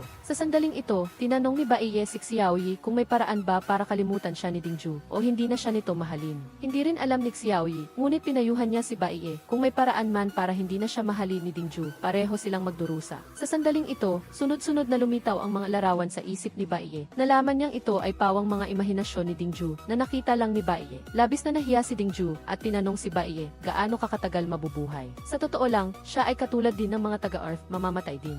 Nag-alala pa si Dingju kung ang anak niya at ni Baie ay magiging maliit na halimaw. Ang tanong na ito ay nagulat kay Baie at tanging ang pagharap ang naisip niyang gawin. Sa kabilang banda, ginulat ni Dingju si Baishen. Naisip niya na may side effect ito ng pagkikita ng bulok na kahoy sa tagsibol. Nagkita sina Dingju at Baie, pareho silang nakasuot ng magandang damit at ang boses ni Dingju ay naging mas malambing. Akala niya ay sabik si Baie na makita siya, kaya sinabi niya agad sa lalaki na hindi na niya ito kinamumuhian at nagpahayag ng pasasalamat kay Baie sa pagdating sa kanyang tabi. Kahit na iniligtas siya, ngayon na naiisip niya ang lalaki, hindi na siya nalilito tungkol sa kanyang kinabukasan. Sa huli, umamin siya kay Baie, ngunit hindi alam ni Baie kung ano ang sasabihin. Hinintay pa ni Dingju na halikan siya ni Baie, ngunit sinabi sa kanya ni Baie, sa star-crossed lovers. Ang halik ay isang gawa lamang ng pakikipagkasundo na mailayuning magparami at walang anumang ibang kahulugan at maaari lamang halikan ng isang beses sa buong buhay, kaya hindi siya basta-basta hahalik. Seryoso rin niyang tinanggihan si Dingju, iniisip na mag-asawa lamang sila sa pangalan, wala siyang nararamdaman para kay Dingju at baka nagkamali lang siya noon. Ipinaliwanag din niya ang kanyang mga naunang aksyon kahit pa ang pagligtas sa kanya sa sunog. Ang pagtulong sa kanya na maibalik ang mga bonus round o ang pagbibigay sa kanya ng isang shooting star shower ay may dahilan at hindi ito pagpapakita ng pagmamahal sa kanya. Sa sandaling ito, parang may narinig siyang pagbasag, ngunit hindi niya alam na ito ay ang puso ni Dingju na nadudurog. Bagaman gusto niya itong aliwin, sinabi sa kanya ni Dingju na lumayo siya, umatras siya ng ilang hakbang hanggang sa wala na siyang maatrasan pa. Sa kanya napagtanto na nasaktan niya si Dingju. Sinabi niya kay Dingju, hindi siya dapat magmahal sa kanya, siya ay isang robot lamang na walang puso, at wala silang magiging magandang kinabukasan. Ang nararamdaman mo para kay Baie ay dahil lang sa marami na kayong pinagdaanan, kaya nagkaroon ka ng ilusyon at hindi pagkakaintindihan. Sa galit, umakyat si Dingju at ibinaba ang mga damit ni Baie, at hindi alam ni Baie kung ano ang nararamdaman niya sa sandaling ito. Pagbalik niya, napansin ni Xiaoyi na hindi siya nasa mabuting kalagayan. Sa pagkakataong ito, inanyayahan ni Liu Qing si Dingju na magtrabaho sa kanyang studio, at bigla siyang may isang tanong tanong na gustong itanong sa gabi. Ito ay, nakapasa na siya sa kompetisyon noon, bakit hinayaan niyang ibalik ni Baiye ang alaala ng lahat? Nagulat si Dingju, paano niya nalaman ito? Nalaman niya na matapos malaman ni Liu Qing ang tungkol kay Baiye, iginuhit niya itong lahat at ipinakita ang comics kay Dingju. Dahil sa mga larawang ito, kahit gaano pa kadalas siyang ikontrol ni Baiye, hindi niya pa rin makakalimutan si Dingju at naisip pa niya na maganda ang ideyang ito. Sa biglaang pagbanggit kay Baiye, naalala ni Dingju na maraming araw na siyang hindi nakikita ang lalaki, bagaman hindi niya sinabi kung saan ito pumunta. Ngunit ang pinakamahalaga ay nagpapatuloy pa rin siya sa pagguhit ng comics, sapat na iyon at tumango rin si Liu Qing sa pagsang-ayon. Sa sandaling ito, nakaupo si Xiaoyi at Baiye sa kotse sa labas ng studio at pinayuhan siya ni Xiaoyi na kausapin si Dingju para malinawan ang lahat. Pero naramdaman ni Baiye na maayos na ang pamumuhay ni Dingju. Ano pa ang sasabihin niya kung magpapakita siya doon? Sinabi sa kanya ni Xiaoyi, ang mga babae sa Earth ay napakakomplikadong nilalang. Mayroon silang tatlong paraan para harapin ang pagkabigo sa pag-ibig. Ang una ay ang paglubog sa kalungkutan, ang pangalawa ay ang pagtuon sa trabaho, at paminsan-minsan ay malungkot lamang sa tahimik na gabi. Ngunit mas katulad si Dingju sa ikatlong paraan na pagkatapos ng heartbreak ay mabilis siyang magmamahal sa iba, hanggang mayroon siyang sapat na bilis para magmahal sa bago. Ang kalungkutan ng heartbreak ay hindi makakahabol sa kanya, kaya masaya siya at baka nakalimutan na niya si Baiye. Ngunit naisip ni Baiye na hindi talaga siya dapat alalahanin ni Dingju. Sinamantala ni Xiaoyi ang pagkakataon na sadyang itulak ang barko niya at ni Liu Qing na magkasama na sinasabing sila ay isang perfect match. Pareho silang gumuguhit ng comics, may parehong propesyon at interes, at sa hinaharap ay maaari silang magkasamang maging sikat sa mundo ng comics. Bagaman labis na naiinis si Baiye, matigas pa rin niyang sinabi na sa mundo ni Dingju ay wala talaga siya. Ngunit habang tumatagal ay mas lalo siyang nainis sa sinasabi ni Xiaoyi. Sa sandaling ito, narinig ni Baiye ang pag-uusap ni Dingju at Liu Qing. Naramdaman niya na mayroong mali at bigla na lamang siyang nagselos, kaya bumaba siya sa kotse at pumasok upang hanapin siya. Pagkabukas pa lang ng pinto, nakita niya itong naglalaro ng laro kasama si Liu Qing. Tinanong ni Dingju kung bakit siya pumunta at sinabi niya naman na wala siyang dahilan at nagsorry lang at umalis na. Nakita ito ni Liu Qing na nakakatawa, sigurado siyang may dahilan siya para hanapin siya, pero sinabi niya lang na wala siyang dahilan. Sa pagkakataong ito, bumalik si Baiye at lumabas muna si Liu Qing. Naramdaman ni Baiye na may kakaiba sa kanya, ang estado niya ay napakagulo, hindi kumakain o umiinom at nalulumbay at hindi na rin umuwi. Akala ni Dingju ay sinusubaybayan pa rin siya at sinabi niyang linawin na ang kanilang relasyon at binalaan siya na huwag na siyang bumalik. Ngunit naramdaman ni Baiye na imposibleng walang relasyon dahil mayroong silang telepathy. Kahit ano pa ang iniisip ni Dingju, naririnig niya at hindi niya ito maiwan. Umiti si Dingju, lumapit kay Baiye at hinalikan siya na nag-alis ng telepathy sa pagitan nila. Mag-isang nakatayo si Baiye sa tabi ng kalsada, naramdaman niyang masakit ang kanyang puso. Hindi pa niya naramdaman ang ganitong pakiramdam at hindi niya pa naiintindihan na iyon ay pag-ibig. Kinaumagahan, nagsimulang kumain si Baiye ng mga gulay. Tinanong siya ni Xiaoyi kung okay lang siya. Okay naman siya, naramdaman lang niya na napakatahimik ng bahay. Paminsan-minsan ay naririnig pa rin niya si Dingju na tinatawag siyang bastos at kahit sa bahay ay naisip niya ang imahe ni Dingju. Parang sa bawat sandali, sa bawat sulok ay si Dingju at kahit sa pagtulog ay pinapangarap niya ito. Alam agad ni Xiaoyi ang dahilan, kahit na hindi niya ito inamin, nagmahal na siya. Bumisita si Dingju kay Lola Qin at nalaman niya na wala nang masyadong katulong sa tindahan niya at si Gifa ay nasa istasyon ng pulisya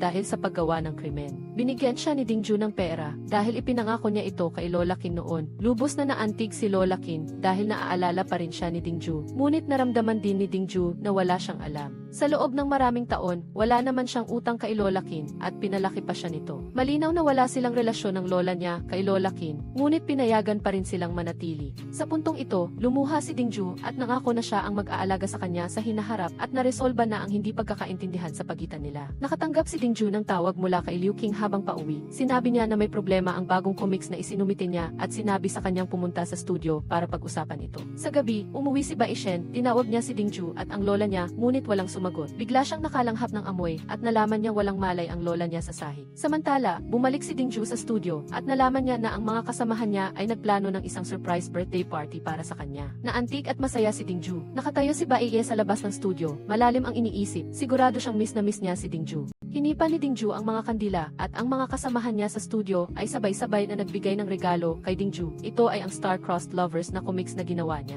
Bagaman prototype pa lang ito ay isang bagay na espesyal na idinisenyo ng lahat para sa kanya at sa kanyang Star-Crossed Lovers. Labis na naantig si Dingju. Sa sandaling ito, nakatanggap siya ng tawag mula kay Baishen at nagmamadali siyang pumunta sa ospital. Nawala ng malay ang lola niya dahil sa carbon monoxide poisoning. Ngunit sinabi sa kanya ng doktor na wala pa rin siyang malay at huli na nang dinala siya sa ospital, kaya posibleng magbigay ang ospital ng kritikal na kondisyon. Labis na nalungkot si Dingju, agad niyang naisip na baka may paraan si Baiye. Ngunit masyado siyang emosyonal at sumigaw siya ng malakas sa ospital ng pangalan ni Baiye. Nang sabihin ni Liu Qing na wala si Baiye, naalala ni Dingju na hindi na niya naririnig ang boses nito, kaya tumakbo siya palabas para hanapin si Baiye. Nagkataon na nakasalubong niya si Baiye na papalapit din, ginamit niya ang kanyang super ability para manatili sa lugar ang lahat at pinasigla si Dingju na huwag matakot at hinila siya upang hanapin ang kanyang lola. Sa operating room, sinabi niya sa mga doktor na lumabas, tiningnan niya ito at nakitang mayroon pa ring oras at pinakalma si Dingju na huwag mag-alala. Pagkatapos ay ginamit niya ang kanyang super ability para gisingin ang lola niya. Dahan-dahang nagbukas ang mata ng lola niya at naalala niya si Dingju. Ngayon ay gumaling na rin siya sa Alzheimer's. Tahimik na lumabas si Baiye at marahan na isinara ang pinto.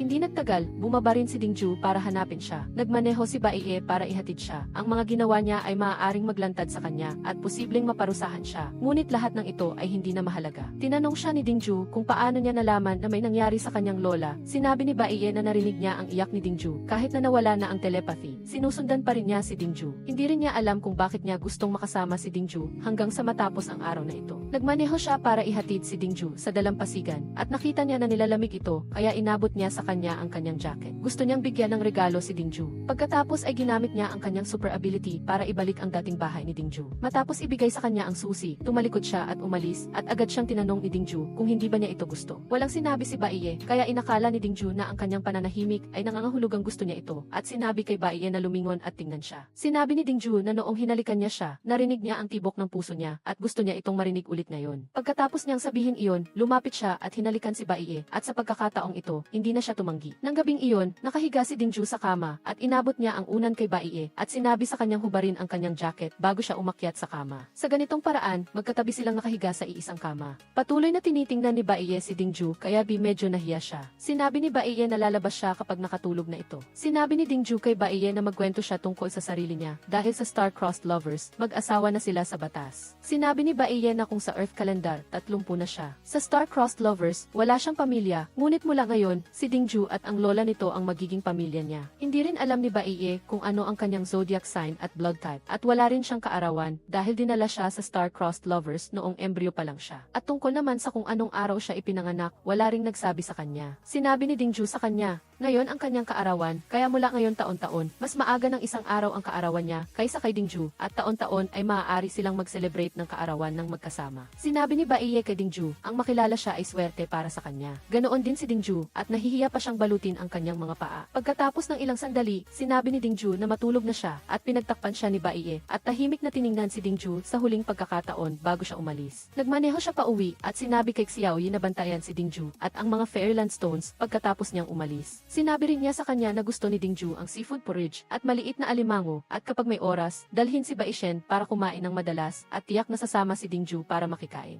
Nagpaalala rin siya na kung gusto ni Dingju na manirahan sa malaking bahay, dalhin na lang niya si Dingju at ang lola nito doon para maging masaya siya. Kung nagkasakit ang lola ni Dingju, tiyakin na alagaan siya ng mabuti. Naglakad-lakad si Baiye sa loob ng silid at sinabi kay Xiaoyi na kahit ano pa ang mangyari, dapat sabihin niya sa kanya. Tanging ilang ang nasabi ni Xiaoyi at nakita niya na talagang mahal na ni Baiye ang babae. Nag-aalala si Xiaoyi na pauwiin ng mag-isa si Baiye. Ngunit naramdaman ni Baiye na napakadelikado ng pagbabalik niya sa star-crossed lovers. Sa kabila nito, hindi niya pa rin kayang hayaan siyang bumalik ng mag-isa. Magkasama silang nakaranas ng maraming malalaking at maliliit na laban at sa bawat pagkakataon ay kailangan nilang magtulungan para maging maayos ang lahat. Kaya kung mayroong pasanin, dapat nilang pasanin ng magkasama. Naniniwala siyang tama ang ginawa niya at hindi na niya kailangang turuan pa si Baiye. Dapat silang magkasamang bumalik at harapin ito. Ngunit nagtaka si Baiye, hindi ba di gusto ni Xiaoyi na tumaka sa star-crossed lovers? Ngunit hindi niya sinagot ang tanong na ito. Tinanggal din ni Baiye ang bagay sa liig ni Xiaoyi at sabay silang lumabas ng pinto. Sa pagkakataong ito, mayroon pang isang bagay na gustong hilingin si Xiaoyi kay Baiye. Pumunta sila sa performance venue ni Baishen at gusto ni Xiaoyi na magpaalam dito. Masaya si Baishen na makita siya dahil para sa kanya, napakahalaga ni Xiaoyi. Pinasigla siya ni Xiaoyi dahil nakatayo na rin siya sa maliit na entablado na ito.